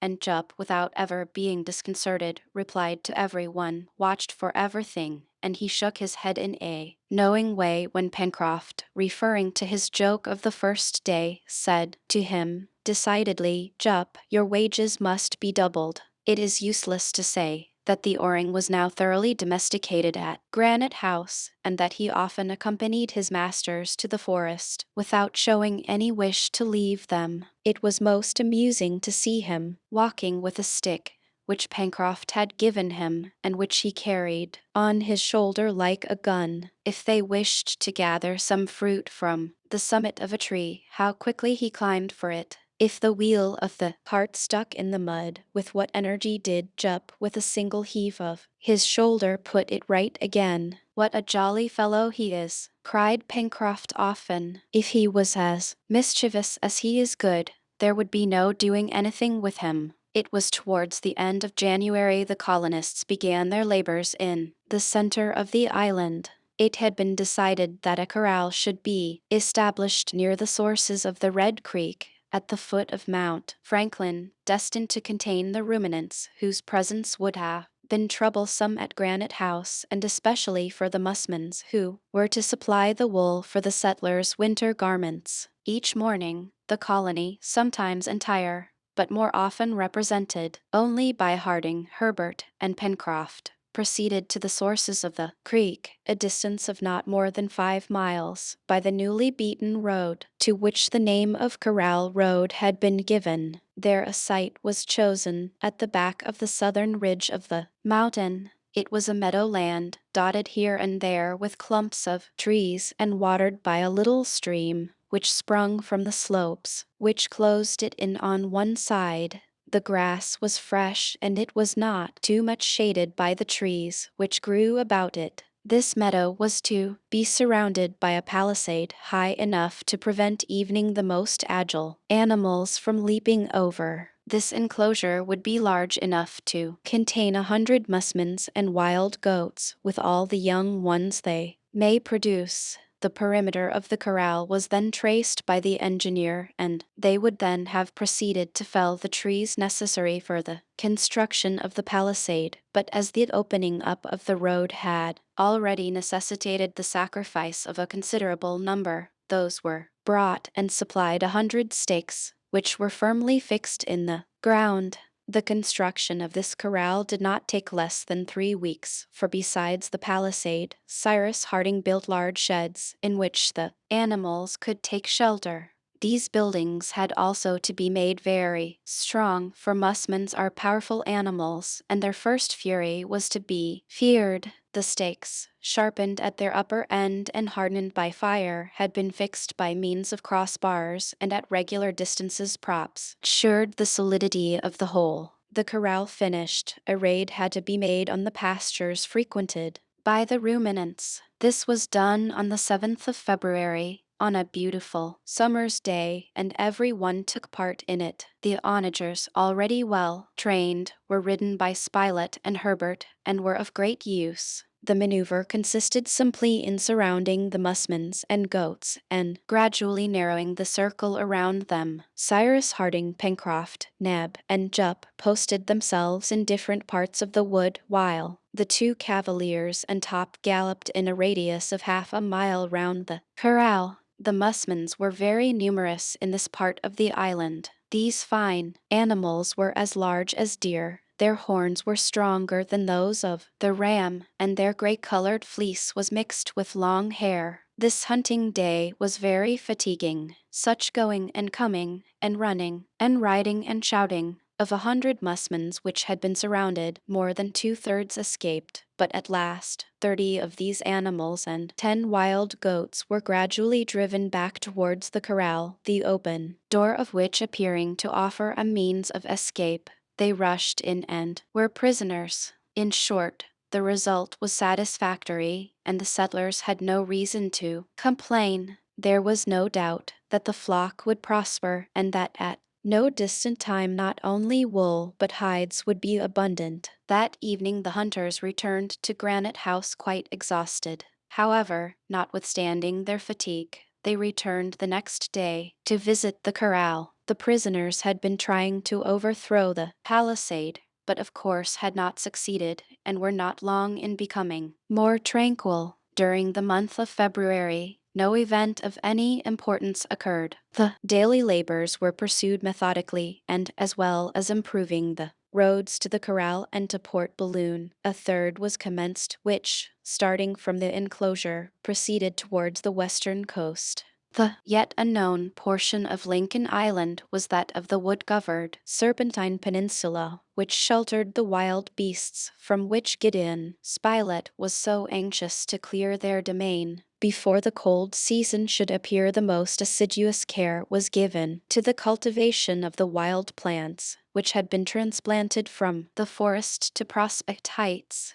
Herbert never returned from an excursion without bringing home some useful vegetable. One day, it was some specimens of the chicory tribe, the seeds of which by pressure yield an excellent oil. Another, it was some common sorrel, whose antiscorbutic qualities were not to be despised. Then, some of those precious tubers which have at all times been cultivated in South America, potatoes, of which more than 200 species are now known. The kitchen garden, now well stocked and carefully defended from the birds, was divided into small beds where grew lettuces, kidney potatoes, sorrel, turnips, radishes, and other coniferæ. The soil on the plateau was particularly fertile, and it was hoped that the harvests would be abundant. They had also a variety of different beverages, and so long as they did not demand wine, the most hard to please would have had no reason to complain. To the Oswego tea and the fermented liquor extracted from the roots of the dragoneer, Harding had added a regular beer made from the young shoots of the spruce fir, which, after having been boiled and fermented, made that agreeable drink called by the Anglo-Americans spring beer. Towards the end of the summer, the poultry yard was possessed of a couple of fine bustards, which belonged to the Habara species, characterized by a sort of feathery mantle, a dozen shovelers, whose upper mandible was prolonged on each side by a membranous appendage, and also some magnificent cocks, similar to the Mozambique cocks, the comb, caruncle, and epidermis being black. So far, everything had succeeded thanks to the activity of these courageous and intelligent men. Nature did much for them, doubtless, but faithful to the great precept, they made a right use of what a bountiful providence gave them. After the heat of these warm summer days, in the evening when their work was finished and the sea breeze began to blow, they liked to sit on the edge of Prospect Heights in a sort of veranda, covered with creepers, which Neb had made with his own hands. There they talked, they instructed each other, they made plans, and the rough good humor of the sailor always amused this little world, in which the most perfect harmony had never ceased to reign. They often spoke of their country, of their dear and great America. What was the result of the War of Secession? It could not have been greatly prolonged. Richmond had doubtless soon fallen into the hands of General Grant. The taking of the capital of the Confederates must have been the last action of this terrible struggle. Now the North had triumphed in the good cause. How welcome would have been a newspaper to the exiles in Lincoln Island. For 11 months all communication between them and the rest of their fellow creatures had been interrupted, and in a short time, the 24th of March would arrive, the anniversary of the day on which the balloon had thrown them on this unknown coast. They were then mere castaways, not even knowing how they should preserve their miserable lives from the fury of the elements. And now, thanks to the knowledge of their captain and their own intelligence, they were regular colonists, furnished with arms, tools, and instruments. They had been able to turn to their profit the animals, plants, and minerals of the island, that is to say, the three kingdoms of nature. Yes, they often talked of all these things and formed still more plans. As to Cyrus Harding, he was for the most part silent and listened to his companions more often than he spoke to them. Chapter 9. The weather changed during the first week of March. There had been a full moon at the commencement of the month, and the heat was excessive. The atmosphere was felt to be full of electricity, and a period of some length of tempestuous weather was to be feared. Truly, on the 2nd, peals of thunder were heard, the wind blew from the east, and hail rattled against the facade of Granite House like volleys of great shot. The door and windows were immediately closed, or everything in the rooms would have been drenched. On seeing these hailstones, some of which were the size of a pigeon's egg, Pencroft's first thought was that his cornfield was in serious danger. He directly rushed to his field, where little green heads were already appearing, and by means of a great cloth he managed to protect his crop. This bad weather lasted a week, during which time the thunder rolled without cessation in the depths of the sky. The colonists, not having any pressing work out of doors, profited by the bad weather to work at the interior of Granite House, the arrangement of which was becoming more complete from day to day. The engineer made a turning lathe, with which he turned several articles, both for the toilet and the kitchen, particularly buttons, the want of which was greatly felt. A gun rack had been made for the firearms, which were kept with extreme care, and neither tables nor cupboards were left incomplete. They sawed, they planed, they filed, they turned, and during the whole of this bad season nothing was heard but the grinding of tools or the humming of the turning lathe, which responded to the growling of the thunder. Master Jup had not been forgotten, and he occupied a room at the back, near the storeroom, a sort of cabin with a cot always full of good litter, which perfectly suited his taste. With good old Jup there is never any quarreling, often repeated Pencroft, never any improper reply. What a servant, Neb, what a servant! Of course Jup was now well used to service. He brushed their clothes, he turned the spit, he waited at table, he swept the rooms, he gathered wood, and he performed another admirable piece of service which delighted Pencroft. He never went to sleep without first coming to tuck up the worthy sailor in his bed. As to the health of the members of the colony, bipeds or bimana, quadrumana or quadrupeds, it left nothing to be desired. With their life in the open air, on the salubrious soil, under that temperate zone, working both with head and hands, they could not suppose that illness would ever attack them. All were truly wonderfully well. Herbert had already grown 2 inches in the year. His figure was forming and becoming more manly, and he promised to be an accomplished man, physically as well as morally. Besides, he improved himself during the leisure hours which manual occupations left to him. He read the books found in the case, and after the practical lessons which were taught by the very necessity of their position, he found in the engineer for science and the reporter for languages masters who were delighted to complete his education. The tempest ended about the 9th of March. But the sky remained covered with clouds during the whole of this last summer month. The atmosphere, violently agitated by the electric commotions, could not recover its former purity, and there was almost invariably rain and fog, except for 3 or 4 fine days on which several excursions were made. About this time the female onager gave birth to a young one, which belonged to the same sex as its mother, and which throve capitally. In the corral, the flock of musmons had also increased, and several lambs already bleated in the sheds, to the great delight of Neb and Herbert, who had each their favorite among these newcomers. An attempt was also made for the domestication of the peccaries, which succeeded well. A sty was constructed under the poultry yard, and soon contained several young ones in the way to become civilized, that is to say, to become fat, under Neb's care. Master Jup, entrusted with carrying them their daily nourishment, leavings from the kitchen, etc., acquitted himself conscientiously of his task. He sometimes amused himself at the expense of his little pensioners by tweaking their tails, but this was mischief and not wickedness, for these little twisted tails amused him like a plaything, and his instinct was that of a child. One day in this month of March, Pencroft, talking to the engineer, reminded Cyrus Harding of a promise which the latter had not as yet had time to fulfill. You once spoke of an apparatus which would take the place of the long ladders at Granite House, Captain, said he. Won't you make it some day? Nothing will be easier.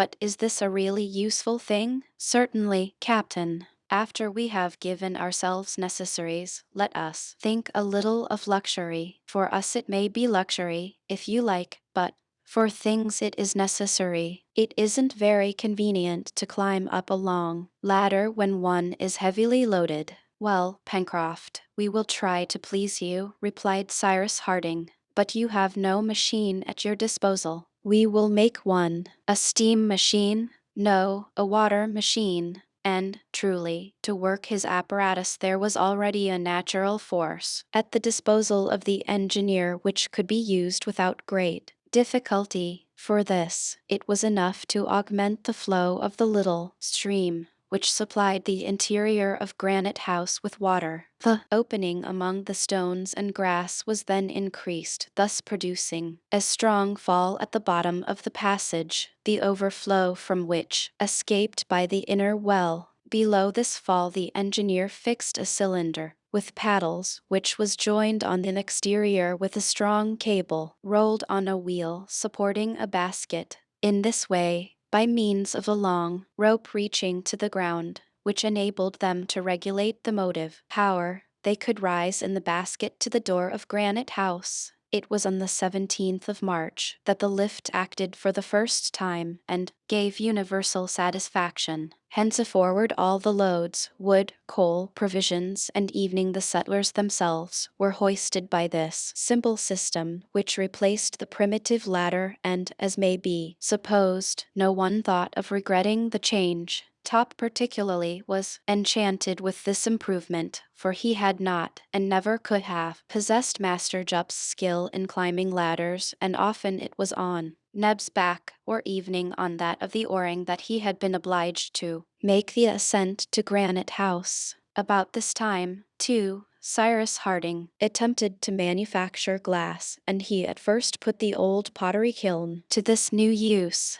There were some difficulties to be encountered, but after several fruitless attempts, he succeeded in setting up a glass manufactory, which Gideon Spilett and Herbert, his usual assistants, did not leave for several days. As to the substances used in the composition of glass, they are simply sand, chalk, and soda, either carbonate or sulfate. Now the beach supplied sand, lime supplied chalk, seaweeds supplied soda, pyrites supplied sulfuric acid, and the ground supplied coal to heat the kiln to the wished-for temperature. Cyrus Harding thus soon had everything ready for setting to work. The tool, the manufacture of which presented the most difficulty, was the pipe of the glassmaker, an iron tube 5 or 6 feet long, which collects on one end the material in a state of fusion, but by means of a long, thin piece of iron rolled up like the barrel of a gun. Pencroft succeeded in making a tube soon ready for use. On the 28th of March the tube was heated.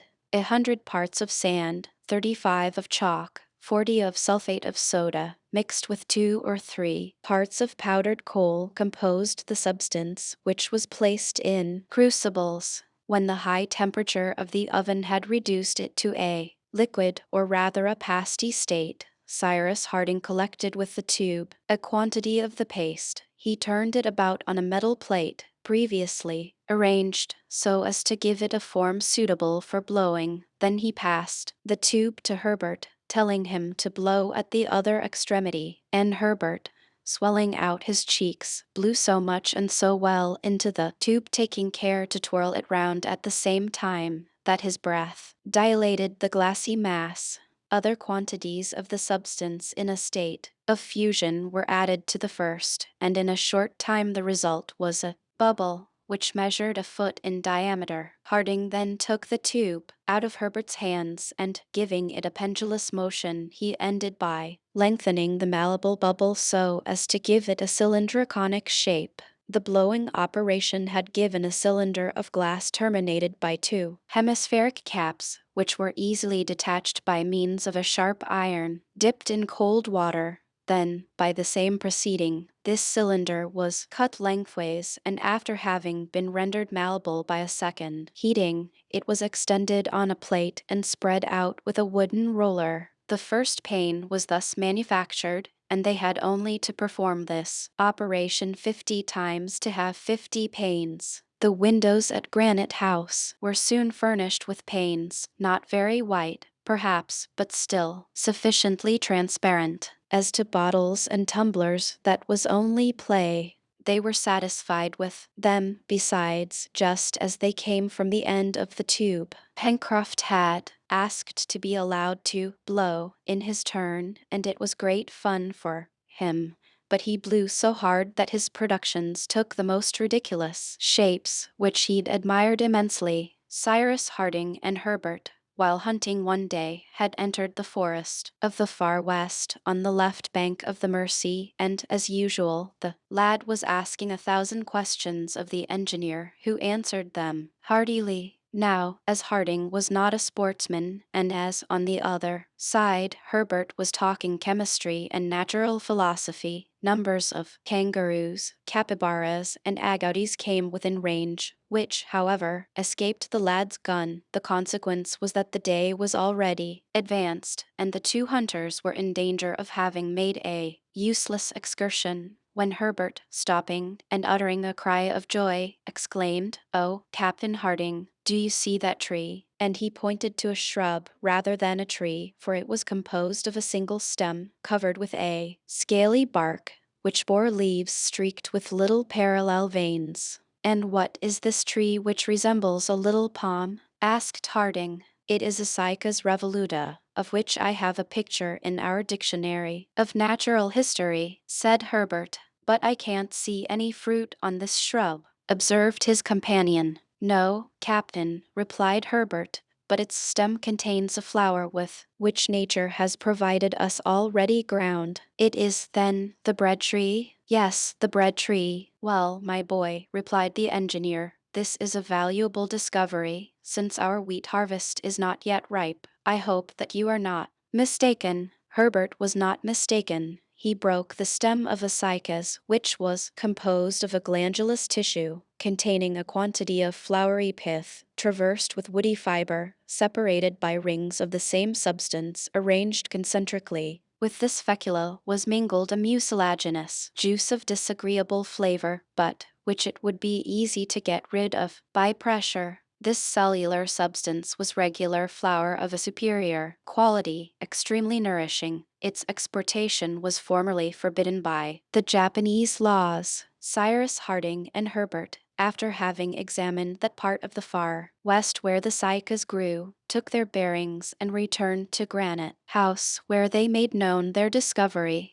The next day the settlers went to collect some, and returned to Granite House with an ample supply of cycas stems. The engineer constructed a press with which to extract the mucilaginous juice mingled with the fecula, and he obtained a large quantity of flour, which Neb soon transformed into cakes and puddings. This was not quite real wheaten bread, but it was very like it. Now, too, the onager, the goats, and the sheep in the corral furnished daily the milk necessary to the colony. The cart, or rather a sort of light carriole which had replaced it, made frequent journeys to the corral, and when it was Pencroft's turn to go he took Jup, and let him drive, and Jup, cracking his whip, acquitted himself with his customary intelligence. Everything prospered as well in the corral as in Granite House, and certainly the settlers, if it had not been that they were so far from their native land, had no reason to complain. They were so well suited to this life, and were, besides, so accustomed to the island, that they could not have left its hospitable soil without regret. And yet so deeply is the love of his country implanted in the heart of man, that if a ship had unexpectedly come in sight of the island, the colonists would have made signals, would have attracted her attention, and would have departed. It was the 1st of April, a Sunday, Easter day, which Harding and his companions sanctified by rest and prayer. The day was fine, such as an October day in the northern hemisphere may be. All, towards the evening after dinner, were seated under the veranda, on the edge of Prospect Heights, and they were watching the darkness creeping up from the horizon. Some cups of the infusion of elderberries, which took the place of coffee, had been served by Neb. They were speaking of the island and of its isolated situation in the Pacific, which led Gideon Spilett to say, "My dear Cyrus, have you ever, since you possessed the sextant found in the case, again taken the position of our island?" "No," replied the engineer, "but it would perhaps be a good thing to do it with this instrument, which is more perfect than that which you before used." "What is the good?" said Pencroft. "The island is quite comfortable where it is." "Well, who knows," returned the reporter, "who knows but that we may be much nearer inhabited land than we think?" "We shall know to-morrow," replied Cyrus Harding, "and if it had not been for the occupations which left me no leisure, we should have known it already." "Good," said Pencroft. "The captain is too good an observer to be mistaken, and if it has not moved from its place, the island is just where he put it. We shall see." On the next day, therefore, by means of the sextant, the engineer made the necessary observations to verify the position which he had already obtained, and this was the result of his operation. His first observation had given him the situation of Lincoln Island, in west longitude from 150 deg to 155 deg. In south latitude, from 30 deg to 35 deg. The second gave exactly. In longitude, 150 deg 30. In south latitude, 34 deg 57. So then, notwithstanding the imperfection of his apparatus, Cyrus Harding had operated with so much skill that his error did not exceed 5 degrees. Now, said Gideon Spilett, since we possess an atlas as well as a sextant, let us see, my dear Cyrus, the exact position which Lincoln Island occupies in the Pacific. Herbert fetched the atlas, and the map of the Pacific was opened, and the engineer, compass in hand, prepared to determine their position. Suddenly the compasses stopped, and he exclaimed, "But an island exists in this part of the Pacific already." "An island," cried Pencroft. "Tabor Island. An important island?" "No, an islet lost in the Pacific, and which perhaps has never been visited." "Well, we will visit it," said Pencroft. Yes, Captain. We will build a decked boat, and I will undertake to steer her." "At what distance are we from this Tabor Island?" "About 150 miles to the northeast," replied Harding. 150 miles. "And what's that?" returned Pencroft. Chapter 10. When Pencroft had once got a plan in his head, he had no peace till it was executed. Now he wished to visit Tabor Island, and as a boat of a certain size was necessary for this voyage, he determined to build one. What wood should he employ? Elm or fir, both of which abounded in the island? They decided for the fir, as being easy to work, but which stands water as well as the elm. These details settled, it was agreed that since the fine season would not return before 6 months, Cyrus Harding and Pencroft should work alone at the boat. Gideon Spilett and Herbert were to continue to hunt, and neither Neb nor Master Jup, his assistant, were to leave the domestic duties which had devolved upon them. Directly the trees were chosen, they were felled, stripped of their branches, and sawn into planks, as well as sawyers would have been able to do it.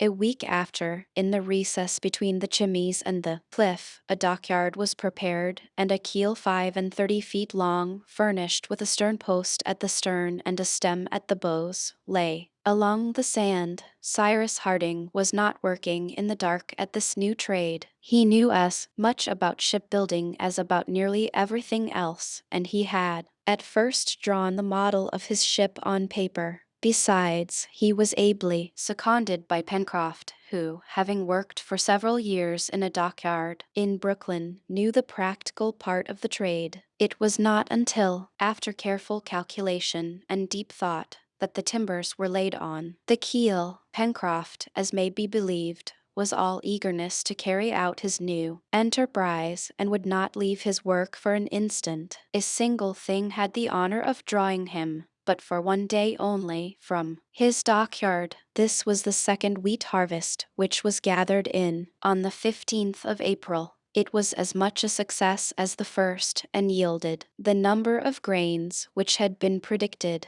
5 bushels, Captain, said Pencroft, after having scrupulously measured his treasure. 5 bushels, replied the engineer, and 130,000 grains a bushel will make 650,000 grains. Well, we will sow them all this time, said the sailor, except a little in reserve. Yes, Pencroft, and if the next crop gives a proportionate yield, we shall have 4,000 bushels. And shall we eat bread? We shall eat bread, but we must have a mill. We will make one. The third cornfield was very much larger than the 2 first, and the soil, prepared with extreme care, received the precious seed. That done, Pencroft returned to his work. During this time Spilett and Herbert hunted in the neighborhood, and they ventured deep into the still unknown parts of the far west, their guns loaded with ball ready for any dangerous emergency. It was a vast thicket of magnificent trees, crowded together as if pressed for room. The exploration of these dense masses of wood was difficult in the extreme, and the reporter never ventured there without the pocket compass, for the sun scarcely pierced through the thick foliage, and it would have been very difficult for them to retrace their way.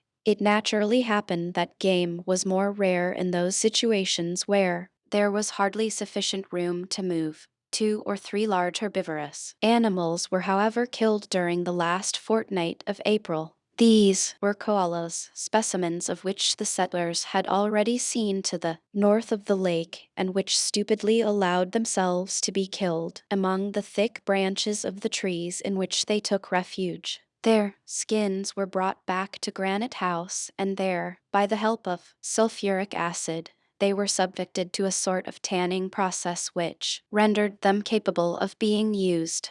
On the 30th of April, the 2 sportsmen were in the depth of the far west when the reporter, preceding Herbert a few paces, arrived in a sort of clearing into which the trees more sparsely scattered had permitted a few rays to penetrate. Gideon Spilett was at first surprised at the odor which exhaled from certain plants with straight stalks, round and branchy, bearing grape-like clusters of flowers and very small berries. The reporter broke off 1 or 2 of these stalks and returned to the lad, to whom he said, "What can this be, Herbert?" "Well, Mr. Spilett," said Herbert, "this is a treasure which will secure you Pencroft's gratitude forever." "Is it tobacco?" "Yes, and though it may not be of the first quality, it is none the less tobacco. Oh, good old Pencroft, won't he be pleased? But we must not let him smoke it all, he must give us our share." "Ah, an idea occurs to me, Mr. Spilett," replied Herbert. "Don't let us say anything to Pencroft yet. We will prepare these leaves, and one fine day we will present him with a pipe already filled." "All right, Herbert, and on that day our worthy companion will have nothing left to wish for in this world." The reporter and the lad secured a good store of the precious plant, and then returned to Granite House, where they smuggled it in with as much precaution as if Pencroft had been the most vigilant and severe of custom-house officers. Cyrus Harding and Neb were taken into confidence, and the sailor suspected nothing during the whole time, necessarily somewhat long, which was required in order to dry the small leaves, chop them up, and subject them to a certain torrefaction on hot stones. This took 2 months, but all these manipulations were successfully carried on unknown to Pencroft, for, occupied with the construction of his boat, he only returned to Granite House at the hour of rest.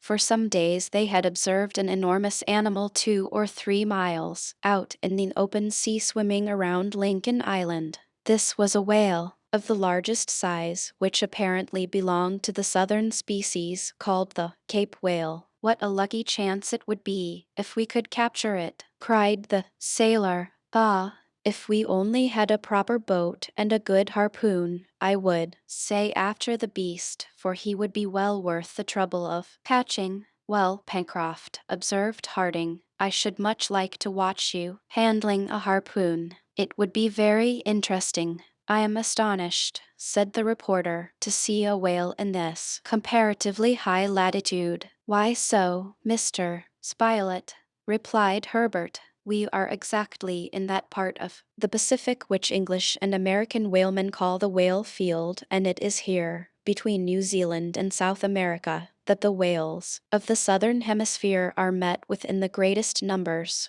And Pencroft returned to his work, not without uttering a sigh of regret, for every sailor is a born fisherman, and if the pleasure of fishing is in exact proportion to the size of the animal, one can judge how a whaler feels in sight of a whale. And if this had only been for pleasure, but they could not help feeling how valuable such a prize would have been to the colony, for the oil, fat, and bones would have been put to many uses. Now it happened that this whale appeared to have no wish to leave the waters of the island. Therefore, whether from the windows of Granite House or from Prospect Heights, Herbert and Gideon Spilett when they were not hunting, or Neb, unless presiding over his fires, never left the telescope but watched all the animals' movements. The cetacean, having entered far into Union Bay, made rapid furrows across it from Mandible Cape to Claw Cape, propelled by its enormously powerful flukes, on which it supported itself, and making its way through the water at the rate little short of 12 knots an hour. Sometimes also it approached so near to the island that it could be clearly distinguished.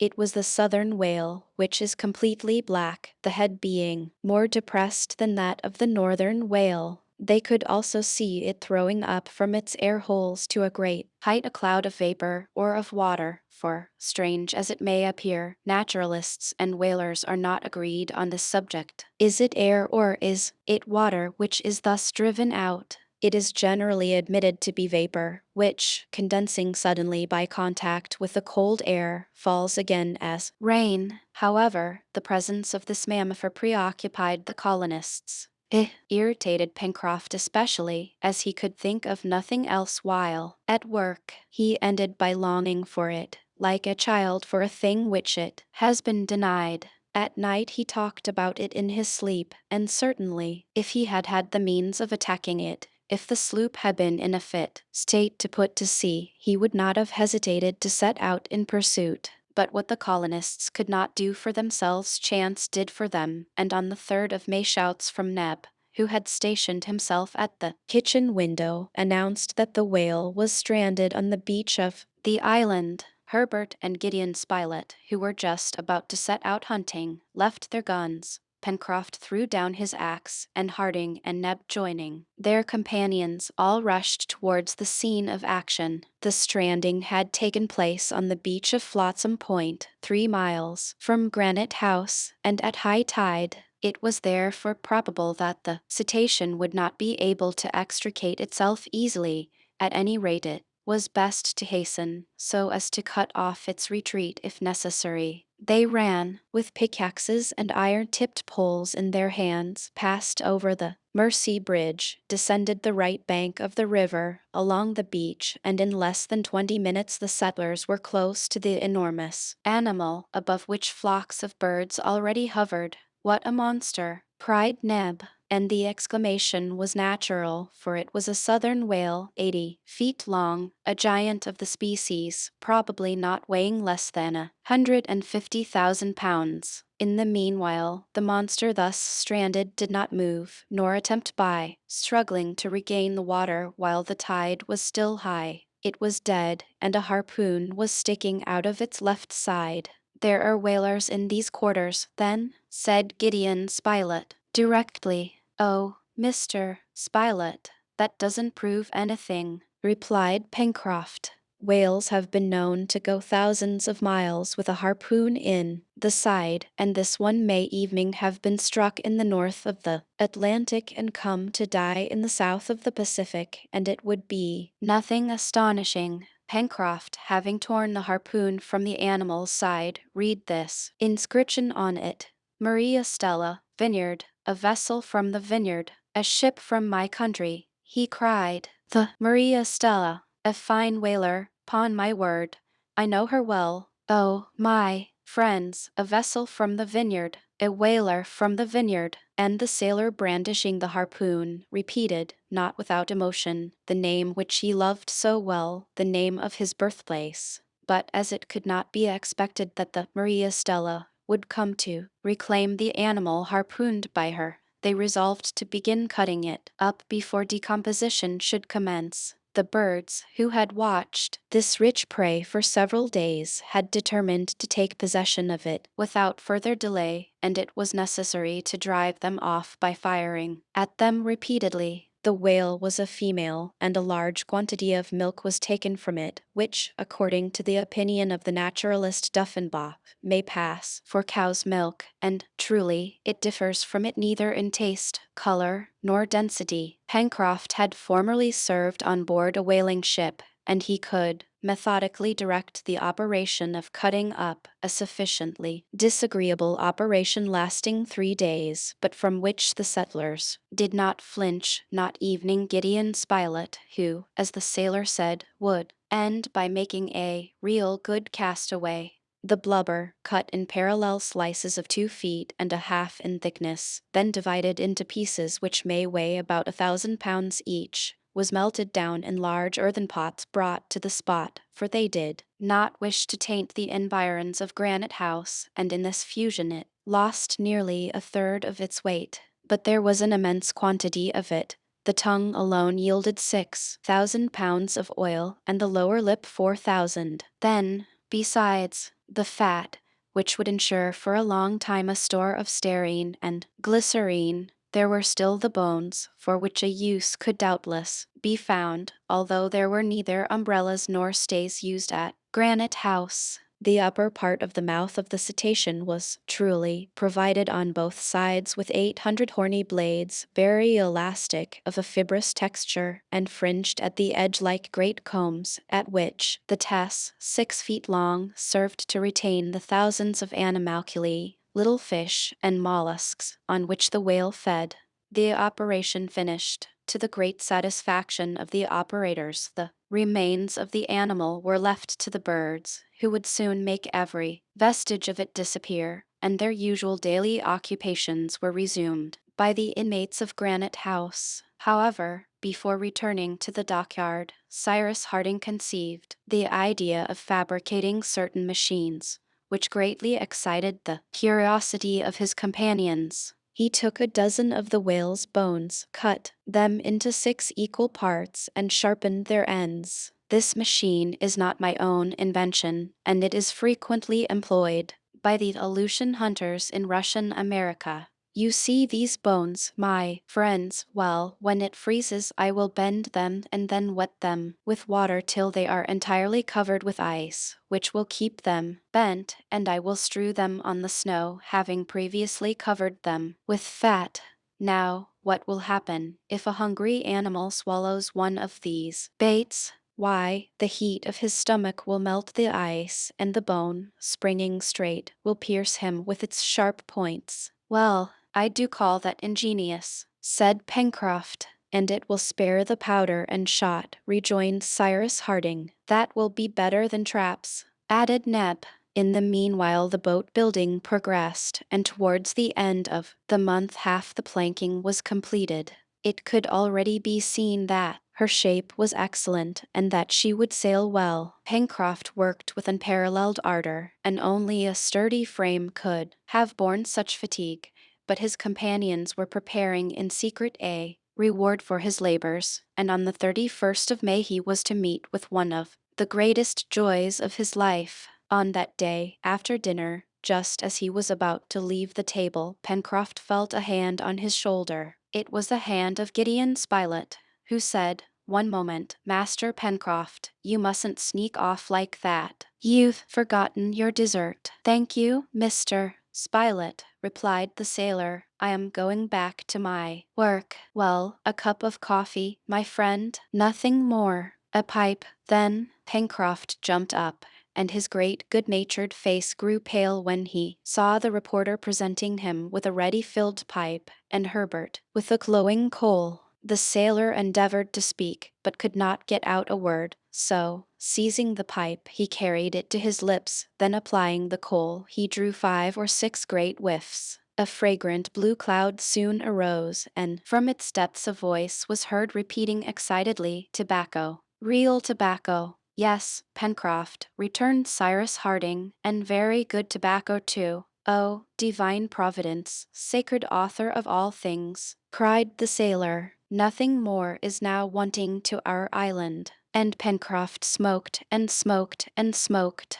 "And who made this discovery?" he asked at length. "You, Herbert?" "No doubt." "No, Pencroft, it was Mr. Spilett." "Mr. Spilett!" exclaimed the sailor, seizing the reporter, and clasping him to his breast with such a squeeze that he had never felt anything like it before. "Oh, Pencroft," said Spilett, recovering his breath at last, "a truce for one moment. You must share your gratitude with Herbert, who recognized the plant, with Cyrus, who prepared it, and with Neb, who took a great deal of trouble to keep our secret. Well, my friends, I will repay you some day, replied the sailor. Chapter 11. Winter arrived with the month of June, which is the December of the northern zones, and the great business was the making of warm and solid clothing. The musmons in the corral had been stripped of their wool, and this precious textile material was now to be transformed into stuff. Of course, Cyrus Harding, having at his disposal neither carders, combers, polishers, stretchers, twisters, mule jenny, nor self-acting machine to spin the wool, nor loom to weave it, was obliged to proceed in a simpler way, so as to do without spinning and weaving. And truly, he proposed to make use of the property which the filaments of wool possess when subjected to a powerful pressure of mixing together and of manufacturing by this simple process the material called felt. This felt could then be obtained by a simple operation which, if it diminished the flexibility of the stuff, increased its power of retaining heat in proportion. Now the wool furnished by the musmons was composed of very short hairs and was in a good condition to be felted. The engineer, aided by his companions, including Pencroft, who was once more obliged to leave his boat, commenced the preliminary operations, the subject of which was to rid the wool of that fat and oily substance with which it is impregnated and which is called grease. This cleaning was done in vats filled with water, which was maintained at the temperature of 70 degrees, and in which the wool was soaked for 24 hours. It was then thoroughly washed in baths of soda, and, when sufficiently dried by pressure, it was in a state to be compressed, that is to say, to produce a solid material, rough, no doubt, and such as would have no value in a manufacturing center of Europe or America, but which would be highly esteemed in the Lincoln Island markets. This sort of material must have been known from the most ancient times, and, in fact, the first woolen stuffs were manufactured by the process which Harding was now about to employ. Where Harding's engineering qualifications now came into play was in the construction of the machine for pressing the wool, for he knew how to turn ingeniously to profit the mechanical force hitherto unused, which the waterfall on the beach possessed to move a fulling mill. Nothing could be more rudimentary. The wool was placed in troughs, and upon it fell in turns heavy wooden mallets. Such was the machine in question, and such it had been for centuries until the time when the mallets were replaced by cylinders of compression, and the material was no longer subjected to beating, but to regular rolling. The operation, ably directed by Cyrus Harding, was a complete success. The wool, previously impregnated with a solution of soap, intended on the one hand to facilitate the interlacing, the compression, and the softening of the wool, and on the other to prevent its diminution by the beating, issued from the mill in the shape of thick felt cloth.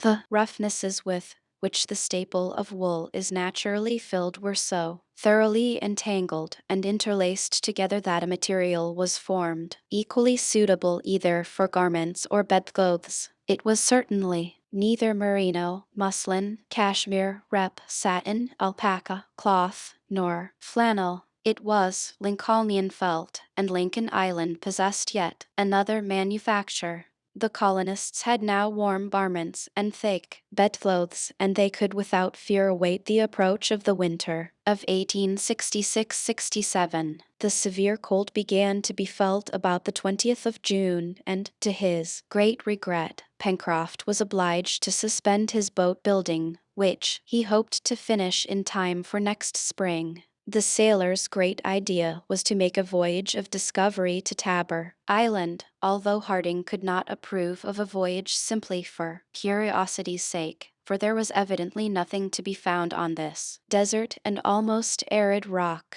A voyage of 150 miles in a comparatively small vessel over unknown seas could not but cause him some anxiety. Suppose that their vessel, once out at sea, should be unable to reach Tabor Island and could not return to Lincoln Island. What would become of her in the mid of the Pacific, so fruitful of disasters? Harding often talked over this project with Pencroft, and he found him strangely bent upon undertaking this voyage, for which determination he himself could give no sufficient reason. "Now," said the engineer one day to him, "I must observe, my friend, that after having said so much in praise of Lincoln Island, after having spoken so often of the sorrow you would feel if you were obliged to forsake it, you are the first to wish to leave it." "Only to leave it for a few days," replied Pencroft. "Only for a few days, Captain. Time to go and come back and see what that islet is like. But it is not nearly as good as Lincoln Island. I know that beforehand. Then why venture there, to know what is going on in Tabor Island? But nothing is going on there. Nothing could happen there. Who knows? And if you are caught in a hurricane?" "There is no fear of that in the fine season," replied Pencroft.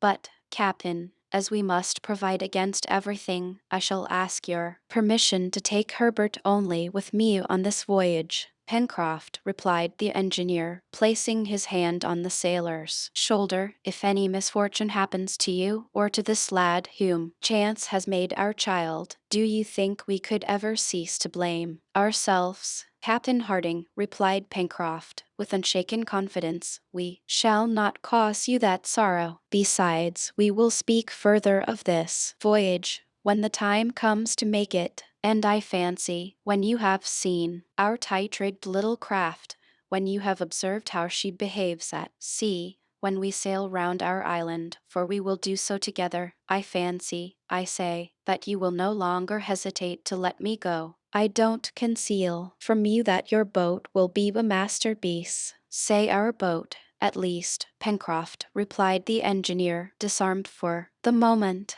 The conversation ended thus, to be resumed later on, without convincing either the sailor or the engineer. The first snow fell towards the end of the month of June. The corral had previously been largely supplied with stores, so that daily visits to it were not requisite, but it was decided that more than a week should never be allowed to pass without someone going to it. Traps were again set, and the machines manufactured by Harding were tried. The bent whalebones, imprisoned in a case of ice and covered with a thick outer layer of fat, were placed on the border of the forest, at a spot where animals usually passed on their way to the lake. To the engineer's great satisfaction, this invention, copied from the Aleutian fishermen, succeeded perfectly. A dozen foxes, a few wild boars, and even a jaguar were taken in this way, the animals being found dead, their stomachs pierced by the unbent bones. An incident must here be related, not only as interesting in itself, but because it was the first attempt made by the colonists to communicate with the rest of mankind.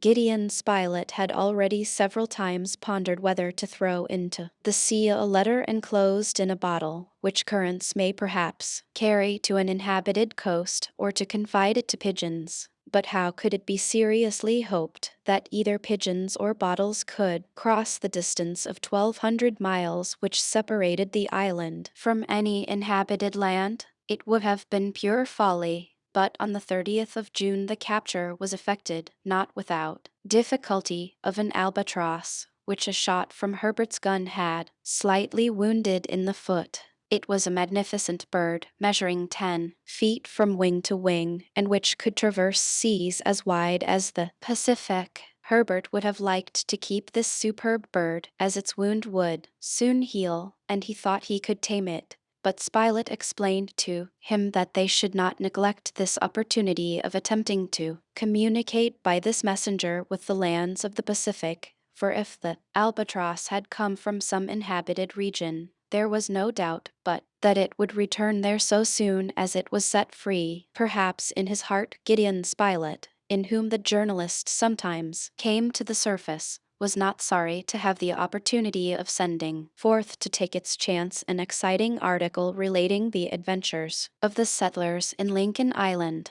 What a success for the authorized reporter of the New York Herald, and for the number which should contain the article, if it should ever reach the address of its editor, the Honorable James Bennet. Gideon Spilett then wrote out a concise account which was placed in a strong waterproof bag, with an earnest request to whoever may find it to forward it to the office of the New York Herald. This little bag was fastened to the neck of the albatross and not to its foot, for these birds are in the habit of resting on the surface of the sea. Then liberty was given to the swift courier of the air, and it was not without some emotion that the colonists watched it disappear in the misty west. "Where is he going to?" asked Pencroft. "Towards New Zealand," replied Herbert. "A good voyage to you," shouted the sailor, who himself did not expect any great result from this mode of correspondence. With the winter, work had been resumed in the interior of Granite House, mending clothes and different occupations, among others making the sails for their vessel, which were cut from the inexhaustible balloon case. During the month of July the cold was intense, but there was no lack of either wood or coal. Cyrus Harding had established a second fireplace in the dining room, and there the long winter evenings were spent, talking while they worked, reading when the hands remained idle. The time passed with profit to all. It was real enjoyment to the settlers when in their room, well lighted, with candles, well warmed with coal after a good dinner, elderberry, coffee smoking in the cups, the pipes giving forth an odoriferous smoke.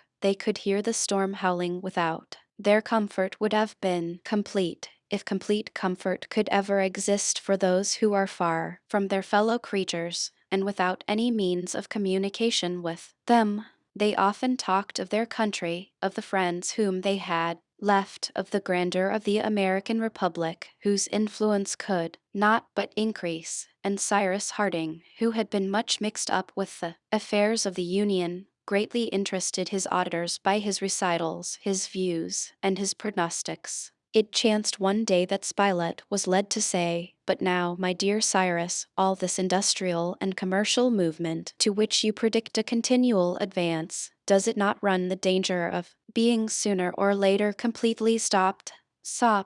And by what? By the want of coal, which may justly be called the most precious of minerals." "Yes, the most precious truly," replied the engineer, "and it would seem that nature wished to prove that it was so by making the diamond, which is simply pure carbon crystallized." "You don't mean to say, Captain," interrupted Pencroft, "that we burn diamonds in our stoves in the shape of coal?" "No, my friend," replied Harding. "However," resumed Gideon Spilett, "you do not deny that some day the coal will be entirely consumed?" "Oh, the veins of coal are still considerable, and the 100,000 miners who annually extract from them 100 millions of hundredweights have not nearly exhausted them." "With the increasing consumption of coal," replied Gideon Spilett, "it can be foreseen that the 100,000 workmen will soon become 200,000, and that the rate of extraction will be doubled."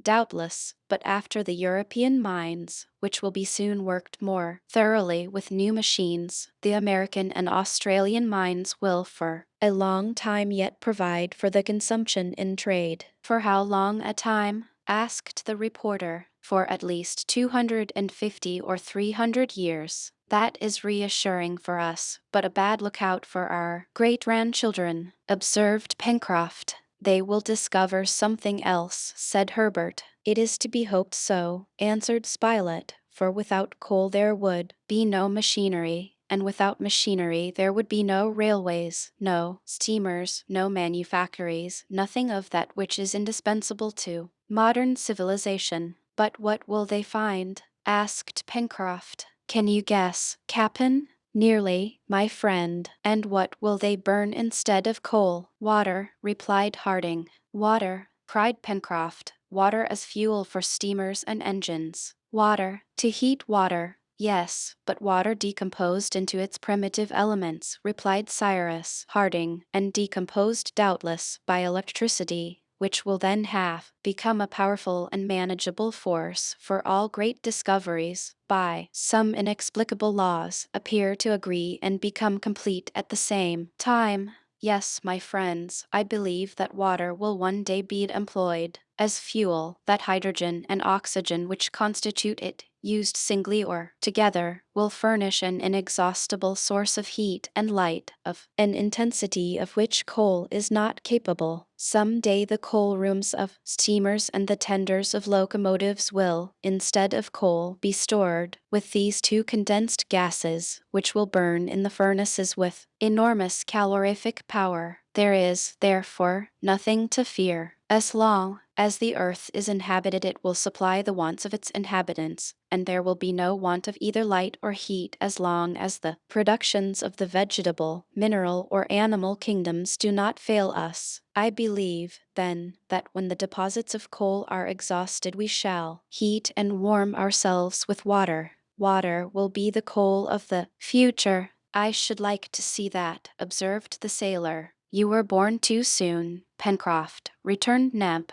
who only took part in the discussion by these words. However, it was not Neb's speech which interrupted the conversation, but Top's barking, which broke out again with that strange intonation which had before perplexed the engineer. At the same time Top began to run round the mouth of the well, which opened at the extremity of the interior passage. "What can Top be barking in that way for?" asked Pencroft. "And Jup be growling like that?" added Herbert. In fact, the orang, joining the dog, gave unequivocal signs of agitation, and, singular to say, the two animals appeared more uneasy than angry. "It is evident," said Gideon Spilett, "that this well is in direct communication with the sea, and that some marine animal comes from time to breathe at the bottom." "That's evident," replied the sailor, "and there can be no other explanation to give." "Quiet there, Top," added Pencroft, turning to the dog, "and you, Jup, be off to your room." The ape and the dog were silent. Jup went off to bed, but Top remained in the room, and continued to utter low growls at intervals during the rest of the evening. There was no further talk on the subject, but the incident, however, clouded the brow of the engineer. During the remainder of the month of July there was alternate rain and frost. The temperature was not so low as during the preceding winter, and its maximum did not exceed 8 degrees Fahrenheit. But, although this winter was less cold, it was more troubled by storms and squalls. The sea, besides, often endangered the safety of the chimneys. At times, it almost seemed as if an undercurrent raised these monstrous billows, which thundered against the wall of Granite House. When the settlers, leaning from their windows, gazed on the huge watery masses breaking beneath their eyes, they could not but admire the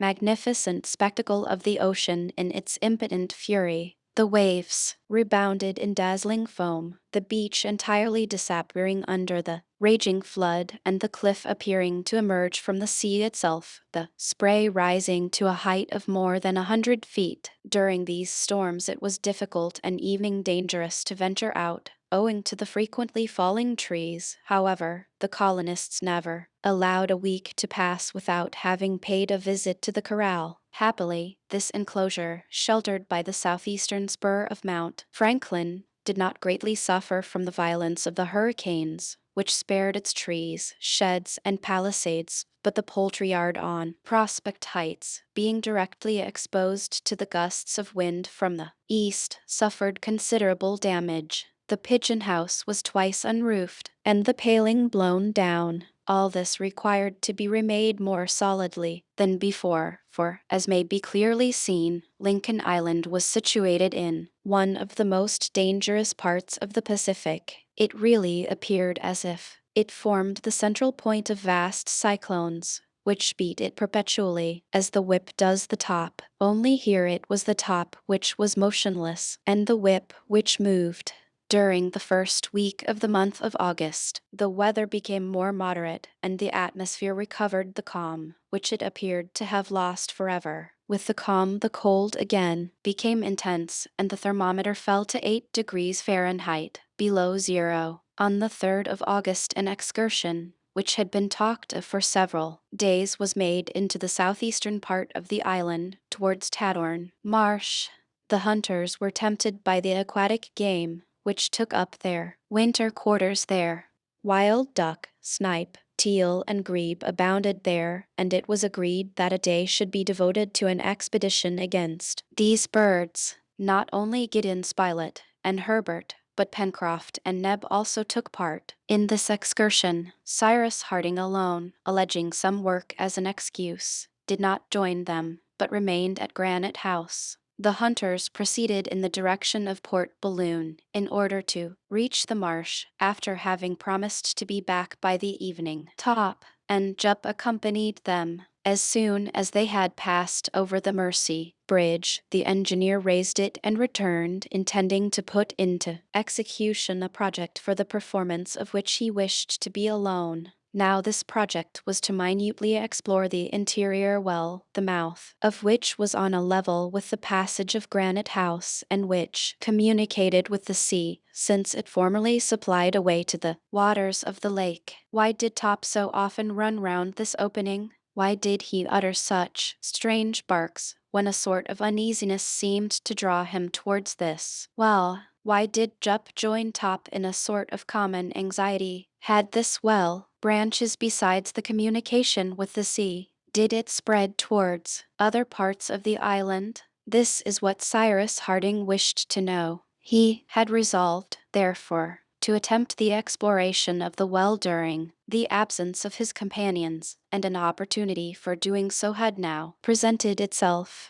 It was easy to descend to the bottom of the well by employing the rope ladder, which had not been used since the establishment of the lift. The engineer drew the ladder to the hole, the diameter of which measured nearly 6 feet, and allowed it to unroll itself after having securely fastened its upper extremity. Then, having lighted a lantern, taken a revolver, and placed a cutlass in his belt, he began the descent. The sides were everywhere entire, but points of rock jutted out here and there, and by means of these points it would have been quite possible for an active creature to climb to the mouth of the well. The engineer remarked this, but although he carefully examined these points by the light of his lantern, he could find no impression, no fracture which could give any reason to suppose that they had either recently or at any former time been used as a staircase. Cyrus Harding descended deeper, throwing the light of his lantern on all sides. He saw nothing suspicious.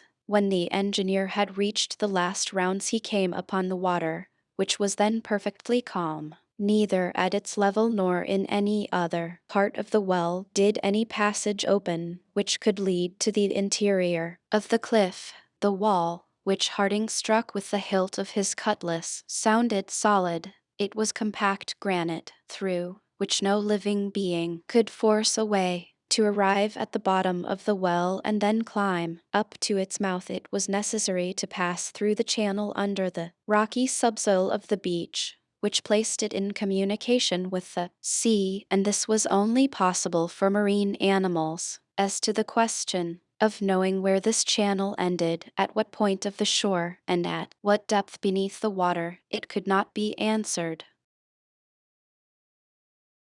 Chapter 12. In the evening the hunters returned, having enjoyed good sport, and being literally loaded with game. Truly, they had as much as 4 men could possibly carry. Top wore a necklace of teal, and Jup wreaths of snipe round his body. "Here, master," cried Neb, "here's something to employ our time. Preserved and made into pies, we shall have a welcome store. But I must have someone to help me. I count on you, Pencroft." "No, Neb," replied the sailor, "I have the rigging of the vessel to finish and to look after, and you will have to do without me." "And you, Mr. Herbert?" "I must go to the corral tomorrow, Neb," replied the lad. "It will be you then, Mr. Spilett, who will help me?" "To oblige you, Neb, I will," replied the reporter, "but I warn you that, if you disclose your recipes to me, I shall publish them." "Whenever you like, Mr. Spilett," replied Neb, "whenever you like." And so the next day Gideon Spilett became Neb's assistant and was installed in his culinary laboratory. The engineer had previously made known to him the result of the exploration which he had made the day before, and on this point the reporter shared Harding's opinion that, although he had found nothing, a secret still remained to be discovered. The frost continued for another week, and the settlers did not leave Granite House unless to look after the poultry yard. The dwelling was filled with appetizing odors, which were emitted from the learned manipulation of Neb and the reporter. But all the results of the chase were not made into preserved provisions, and as the game kept perfectly in the intense cold, wild duck and other fowl were eaten fresh and declared superior to all other aquatic birds in the known world. During this week, Pencroft, aided by Herbert, who handled the sailmaker's needle with much skill, worked with such energy that the sails of the vessel were finished. There was no want of cordage, thanks to the rigging which had been discovered with the case of the balloon. The ropes and cables from the net were all of good quality, and the sailor turned them all to account. To the sails were attached strong, bold ropes, and there still remained enough from which to make the halvards, shrouds, and sheets, etc. The blocks were manufactured by Cyrus Harding under Pencroft's directions by means of the turning lathe. It therefore happened that the rigging was entirely prepared before the vessel was finished. Pencroft also manufactured a flag, that flag so dear to every true American, containing the stars and stripes of their glorious Union. The colors for it were supplied from certain plants used in dyeing, and which were very abundant in the island, only to the 37 stars representing the 37 states of the Union, which shine on the American flag. The sailor added a 38th, the star of the state of Lincoln, for he considered his island as already united to the great republic, and, said he, it is so already in heart, if not indeed. In the meantime, the flag was hoisted at the central window of Granite House, and the settlers saluted it with 3 cheers. The cold season was now almost at an end, and it appeared as if this second winter was to pass without any unusual occurrence, when on the night of the 11th of August, the plateau of Prospect Heights was menaced with complete destruction. After a busy day the colonists were sleeping soundly, when towards 4 o'clock in the morning they were suddenly awakened by Top's barking. The dog was not this time barking near the mouth of the well, but at the threshold of the door, at which he was scratching as if he wished to burst it open. Jup was also uttering piercing cries. "Hello, Top!" cried Neb, who was the first awake. But the dog continued to bark more furiously than ever. "What's the matter now?" asked Harding, and all dressing in haste rushed to the windows, which they opened. Beneath their eyes was spread a sheet of snow, which looked gray in the dim light. The settlers could see nothing, but they heard a singular, yelping noise away in the darkness. It was evident that the beach had been invaded by a number of animals which could not be seen. "What are they?" cried Pencroft. "Wolves, jaguars, or apes," replied Neb. "They have nearly reached the plateau," said the reporter. "And our poultry yard," exclaimed Herbert, "and our garden. Where can they have crossed?" asked Pencroft. "They must have crossed the bridge on the shore," replied the engineer, "which one of us must have forgotten to close." "True," said Spilett, "I remember having left it open." "A fine job you have made of it, Mr. Spilett," cried the sailor. "What is done cannot be undone," replied Cyrus Harding. "We must consult what it will now be best to do." Such were the questions and answers which were rapidly exchanged between Harding and his companions. It was certain that the bridge had been crossed, that the shore had been invaded by animals, and that whatever they may be they could by ascending the left bank of the Mercy reach Prospect Heights. They must therefore be advanced against quickly and fought with if necessary. "But what are these beasts?" was asked a second time, as the yelpings were again heard more loudly than before. These yelps made Herbert start, and he remembered having heard them before during his first visit to the sources of the Red Creek. "They are called the foxes," he exclaimed. "Forward!" shouted the sailor, and all arming themselves with hatchets, carbines, and revolvers, threw themselves into the lift and soon set foot on the shore. Calpios are dangerous animals when in great numbers and irritated by hunger. Nevertheless, the colonists did not hesitate to throw themselves into the amid of the troop, and their first shots vividly lighting up the darkness made their assailants draw back. The chief thing was to hinder these plunders from reaching the plateau, for the garden and the poultry yard would then have been at their mercy, and immense, perhaps irreparable mischief would inevitably be the result, especially with regard to the cornfield. But as the invasion of the plateau could only be made by the left bank of the Mersey, it was sufficient to oppose the Calpios on the narrow bank between the river and the cliff of granite. This was plain to all, and by Cyrus Harding's orders they reached the spot indicated by him, while the Calpios rushed fiercely through the gloom. Harding, Gideon Spilett, Herbert, Pencroft, and Neb posted themselves in impregnable line. Top, his formidable jaws open, preceded the colonists, and he was followed by Jup, armed with knotty cudgel, which he brandished like a club. The night was extremely dark. It was only by the flashes from the revolvers as each person fired that they could see their assailants, who were at least 100 in number, and whose eyes were glowing like hot coals. "They must not pass," shouted Pencroft. "They shall not pass," returned the engineer. But if they did not pass, it was not for want of having attempted it. Those in the rear pushed on the foremost assailants, and it was an incessant struggle with revolvers and hatchets. Several Calpios already lay dead on the ground, but their number did not appear to diminish, and it may have been supposed that reinforcements were continually arriving over the bridge. The colonists were soon obliged to fight at close quarters, not without receiving some wounds, though happily very slight ones. Herbert had, with a shot from his revolver, rescued Neb, on whose back a Calpio had sprung like a tiger cat. Top fought with actual fury, flying at the throats of the foxes and strangling them instantaneously. Jup wielded his weapon valiantly, and it was in vain that they endeavored to keep him in the rear. Endowed doubtless with sight which enabled him to pierce the obscurity, he was always in the thick of the fight, uttering from time to time a sharp hissing sound which was with him the sign of great rejoicing. At one moment he advanced so far that by the light from a revolver he was seen surrounded by 5 or 6 large Calpios, with whom he was coping with great coolness. However, the struggle was ended at last, and victory was on the side of the settlers, but not until they had fought for 2 long hours. The first signs of the approach of day doubtless determined the retreat of their assailants, who scampered away towards the north, passing over the bridge, which Neb ran immediately to raise.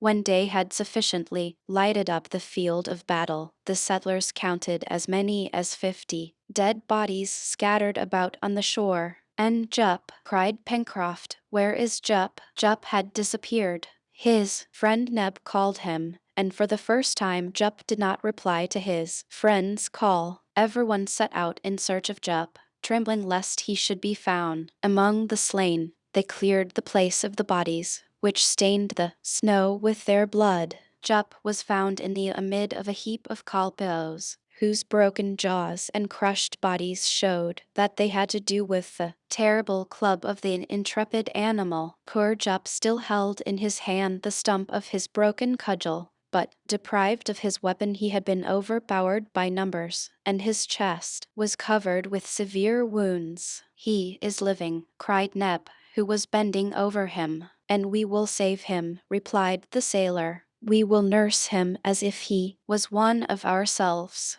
It appeared as if Jup understood, for he leaned his head on Pencroft's shoulder as if to thank him. The sailor was wounded himself, but his wound was insignificant, as were those of his companions, for thanks to their firearms they had been almost always able to keep their assailants at a distance. It was therefore only the orang whose condition was serious. Jup, carried by Neb and Pencroft, was placed in the lift, and only a slight moan now and then escaped his lips. He was gently drawn up to Granite House. There he was laid on a mattress taken from one of the beds, and his wounds were bathed with the greatest care. It did not appear that any vital part had been reached, but Jup was very weak from loss of blood, and a high fever soon set in after his wounds had been dressed. He was laid down, strict diet was imposed, just like a real person, as Neb said, and they made him swallow several cups of a cooling drink, for which the ingredients were supplied from the vegetable medicine chest of Granite House. Jup was at first restless, but his breathing gradually became more regular, and he was left sleeping quietly. From time to time Top,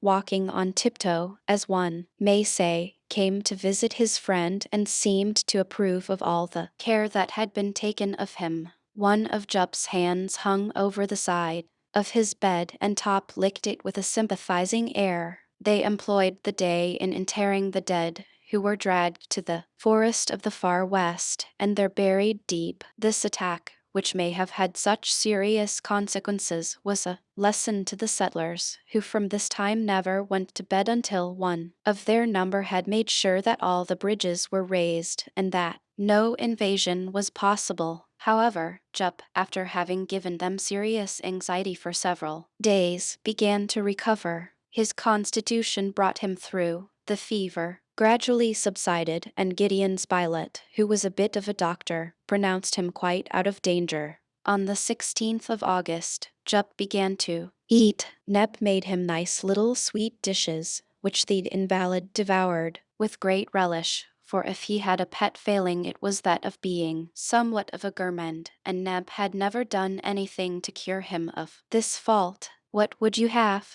said he to Gideon Spilett, who sometimes expostulated with him for spoiling the ape. "Poor Jup has no other pleasure than that of the palate, and I am only too glad to be able to reward his services in this way." 10 days after taking to his bed on the 21st of August, Master Jup arose. His wounds were healed, and it was evident that he would not be long in regaining his usual strength and agility. Like all convalescents, he was tremendously hungry, and the reporter allowed him to eat as much as he liked, for he trusted to that instinct which is too often wanting in reasoning beings to keep the orang from any excess.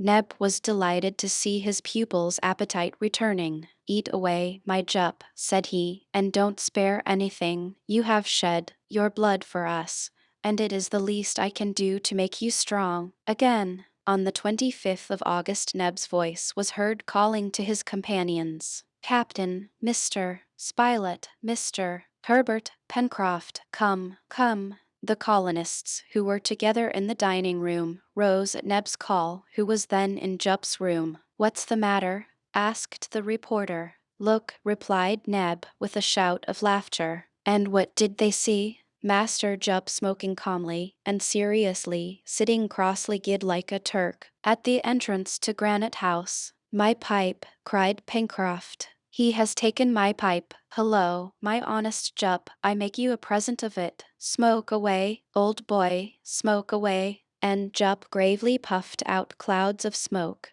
which seemed to give him great satisfaction. Harding did not appear to be much astonished at this incident, and he cited several examples of tame apes, to whom the use of tobacco had become quite familiar. But from this day Master Jup had a pipe of his own, the sailor's ex-pipe, which was hung in his room near his store of tobacco. He filled it himself, lighted it with a glowing coal, and appeared to be the happiest of quadrumana. It may readily be understood that this similarity of tastes of Jup and Pencroft served to tighten the bonds of friendship which already existed between the honest ape and the worthy sailor. "Perhaps he is really a man," said Pencroft sometimes to Neb. "Should you be surprised to hear him beginning to speak to us some day?" "My word, no," replied Neb. "What astonishes me is that he hasn't spoken to us before, for now he wants nothing but speech." "It would amuse me all the same," resumed the sailor, "if some fine day he said to me, 'Suppose we change pipes, Pencroft.'" "Yes," replied Neb. "What a pity he was born dumb. With the month of September, the winter ended, and the works were again eagerly commenced. The building of the vessel advanced rapidly. She was already completely decked over, and all the inside parts of the hull were firmly united with ribs bent by means of steam, which answered all the purposes of a mold. As there was no want of wood, Pencroft proposed to the engineer to give a double lining to the hull to ensure the strength of the vessel. Harding, not knowing what the future may have in store for them, approved the sailor's idea of making the craft as strong as possible. The interior and deck of the vessel was entirely finished towards the 15th of September. For calking the seams they made oakum of dry seaweed, which was hammered in between the planks. Then these seams were covered with boiling tar, which was obtained in great abundance from the pines in the forest. The management of the vessel was very simple. She had from the first been ballasted with heavy blocks of granite walled up in a bed of lime, 12,000 pounds of which they stowed away. A deck was placed over this ballast, and the interior was divided into 2 cabins. 2 benches extended along them, and served also as lockers. The foot of the mast supported the partition, which separated the 2 cabins, which were reached by 2 hatchways let into the deck. Pencroft had no trouble in finding a tree suitable for the mast. He chose a straight young fir, with no knots, and which he had only to square at the step and round off at the top. The ironwork of the mast, the rudder, and the hull had been roughly but strongly forged at the chimneys. Lastly, yards, masts, boom, spars, oars, etc. were all furnished by the first week in October, and it was agreed that a trial trip should be taken round the island, so as to ascertain how the vessel would behave at sea, and how far they may depend upon her. During all this time the necessary works had not been neglected. The corral was enlarged, for the flock of musmons and goats had been increased by a number of young ones, who had to be housed and fed. The colonists had paid visits also to the oyster bed, the warren, the coal and iron mines, and to the till then unexplored districts of the far west forest, which abounded in game. Certain indigenous plants were discovered, and those fit for immediate use contributed to vary the vegetable stores of Granite House. They were a species of fickwade, some similar to those of the Cape, with eatable fleshy leaves, others bearing seeds containing a sort of flower. On the 10th of October the vessel was launched. Pencroft was radiant with joy. The operation was perfectly successful, the boat completely rigged, having been pushed on rollers to the water's edge, was floated by the rising tide amid the cheers of the colonists, particularly of Pencroft, who showed no modesty on this occasion. Besides, his importance was to last beyond the finishing of the vessel, since, after having built her, he was to command her. The grade of captain was bestowed upon him with the approbation of all. To satisfy Captain Pencroft, it was now necessary to give a name to the vessel, and after many propositions had been discussed, the votes were all in favor of the Bonadventure. As soon as the Bonadventure had been lifted by the rising tide, it was seen that she lay evenly in the water and would be easily navigated. However, the trial trip was to be made that very day by an excursion off the coast. The weather was fine, the breeze fresh, and the sea smooth, especially towards the south coast, for the wind was blowing from the northwest. "All hands on board," shouted Pencroft. But breakfast was first necessary, and it was thought best to take provisions on board, in the event of their excursion being prolonged until the evening. Cyrus Harding was equally anxious to try the vessel, the model of which had originated with him, although on the sailor's advice he had altered some parts of it, but he did not share Pencroft's confidence in her, and as the latter had not again spoken of the voyage to Tabor Island, Harding hoped he had given it up. He would have truly great reluctance in letting 2 or 3 of his companions venture so far in so small a boat, which was not of more than 15 tons burden. At 10:30 everybody was on board. Evening Top and Jup and Herbert weighed the anchor, which was fast in the sand near the mouth of the Mersey. The sail was hoisted, the Lincolnian flag floated from the masthead, and the Bonadventure, steered by Pencroft, stood out to sea. The wind blowing out of Union Bay, she ran before it, and thus showed her owners, much to their satisfaction, that she possessed a remarkably fast pair of heels, according to Pencroft's mode of speaking. After having doubled Flotsam Point and Claw Cape, the captain kept her close hauled, so as to sail along the southern coast of the island. When it was found, she sailed admirably within 5 points of the wind. All hands were enchanted. They had a good vessel, which, in case of need, would be of great service to them, and with fine weather and a fresh breeze the voyage promised to be charming. Pencroft now stood off the shore, 3 or 4 miles across from Port Balloon. The island then appeared in all its extent and under a new aspect, with the varied panorama of its shore from Claw Cape to Reptile, and the forests in which dark firs contrasted with the young foliage of other trees and overlooked the whole, and Mount Franklin, whose lofty head was still whitened with snow. "How beautiful it is!" cried Herbert. "Yes, our island is beautiful and good," replied Pencroft. "I love it as I loved my poor mother. It received us poor and destitute, and now what is wanting to us 5 fellows who fell on it from the sky?" "Nothing," replied Neb, "nothing, captain." And the 2 brave men gave 3 tremendous cheers in honor of their island. During all this time Gideon Spilett, leaning against the mast, sketched the panorama which was developed before his eyes. Cyrus Harding gazed on it in silence. "Well, Captain Harding," asked Pencroft, "what do you think of our vessel?" "She appears to behave well," replied the engineer. "Good. And do you think now that she could undertake a voyage of some extent?" "What voyage, Pencroft?" "One to Tabor Island, for instance." "My friend," replied Harding, "I think that in any pressing emergency we need not hesitate to trust ourselves to the Bonadventure Evening for a longer voyage.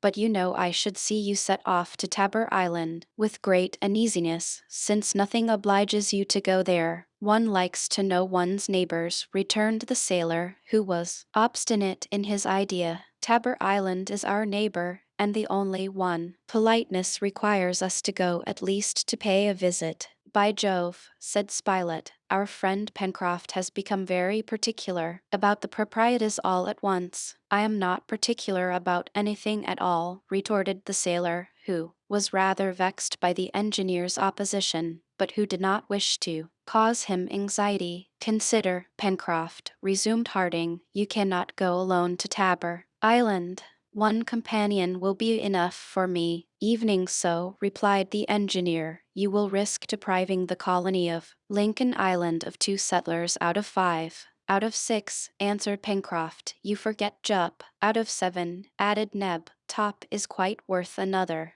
"There is no risk at all in it, captain," replied Pencroft. "That is possible, Pencroft, but I repeat it is to expose ourselves uselessly." The obstinate sailor did not reply, and let the conversation drop, quite determined to resume it again, but he did not suspect that an incident would come to his aid and change into an act of humanity that which was at first only a doubtful whim. After standing off the shore, the Bonadventure again approached it, in the direction of Port Balloon. It was important to ascertain the channels between the sandbanks and reefs, that buoys may be laid down, since this little creek was to be the harbor. They were not more than half a mile from the coast, and it was necessary to tack to beat against the wind. The Bonadventure was then going at a very moderate rate, as the breeze, partly intercepted by the high land, scarcely swelled her sails, and the sea, smooth as glass, was only rippled now and then by passing gusts.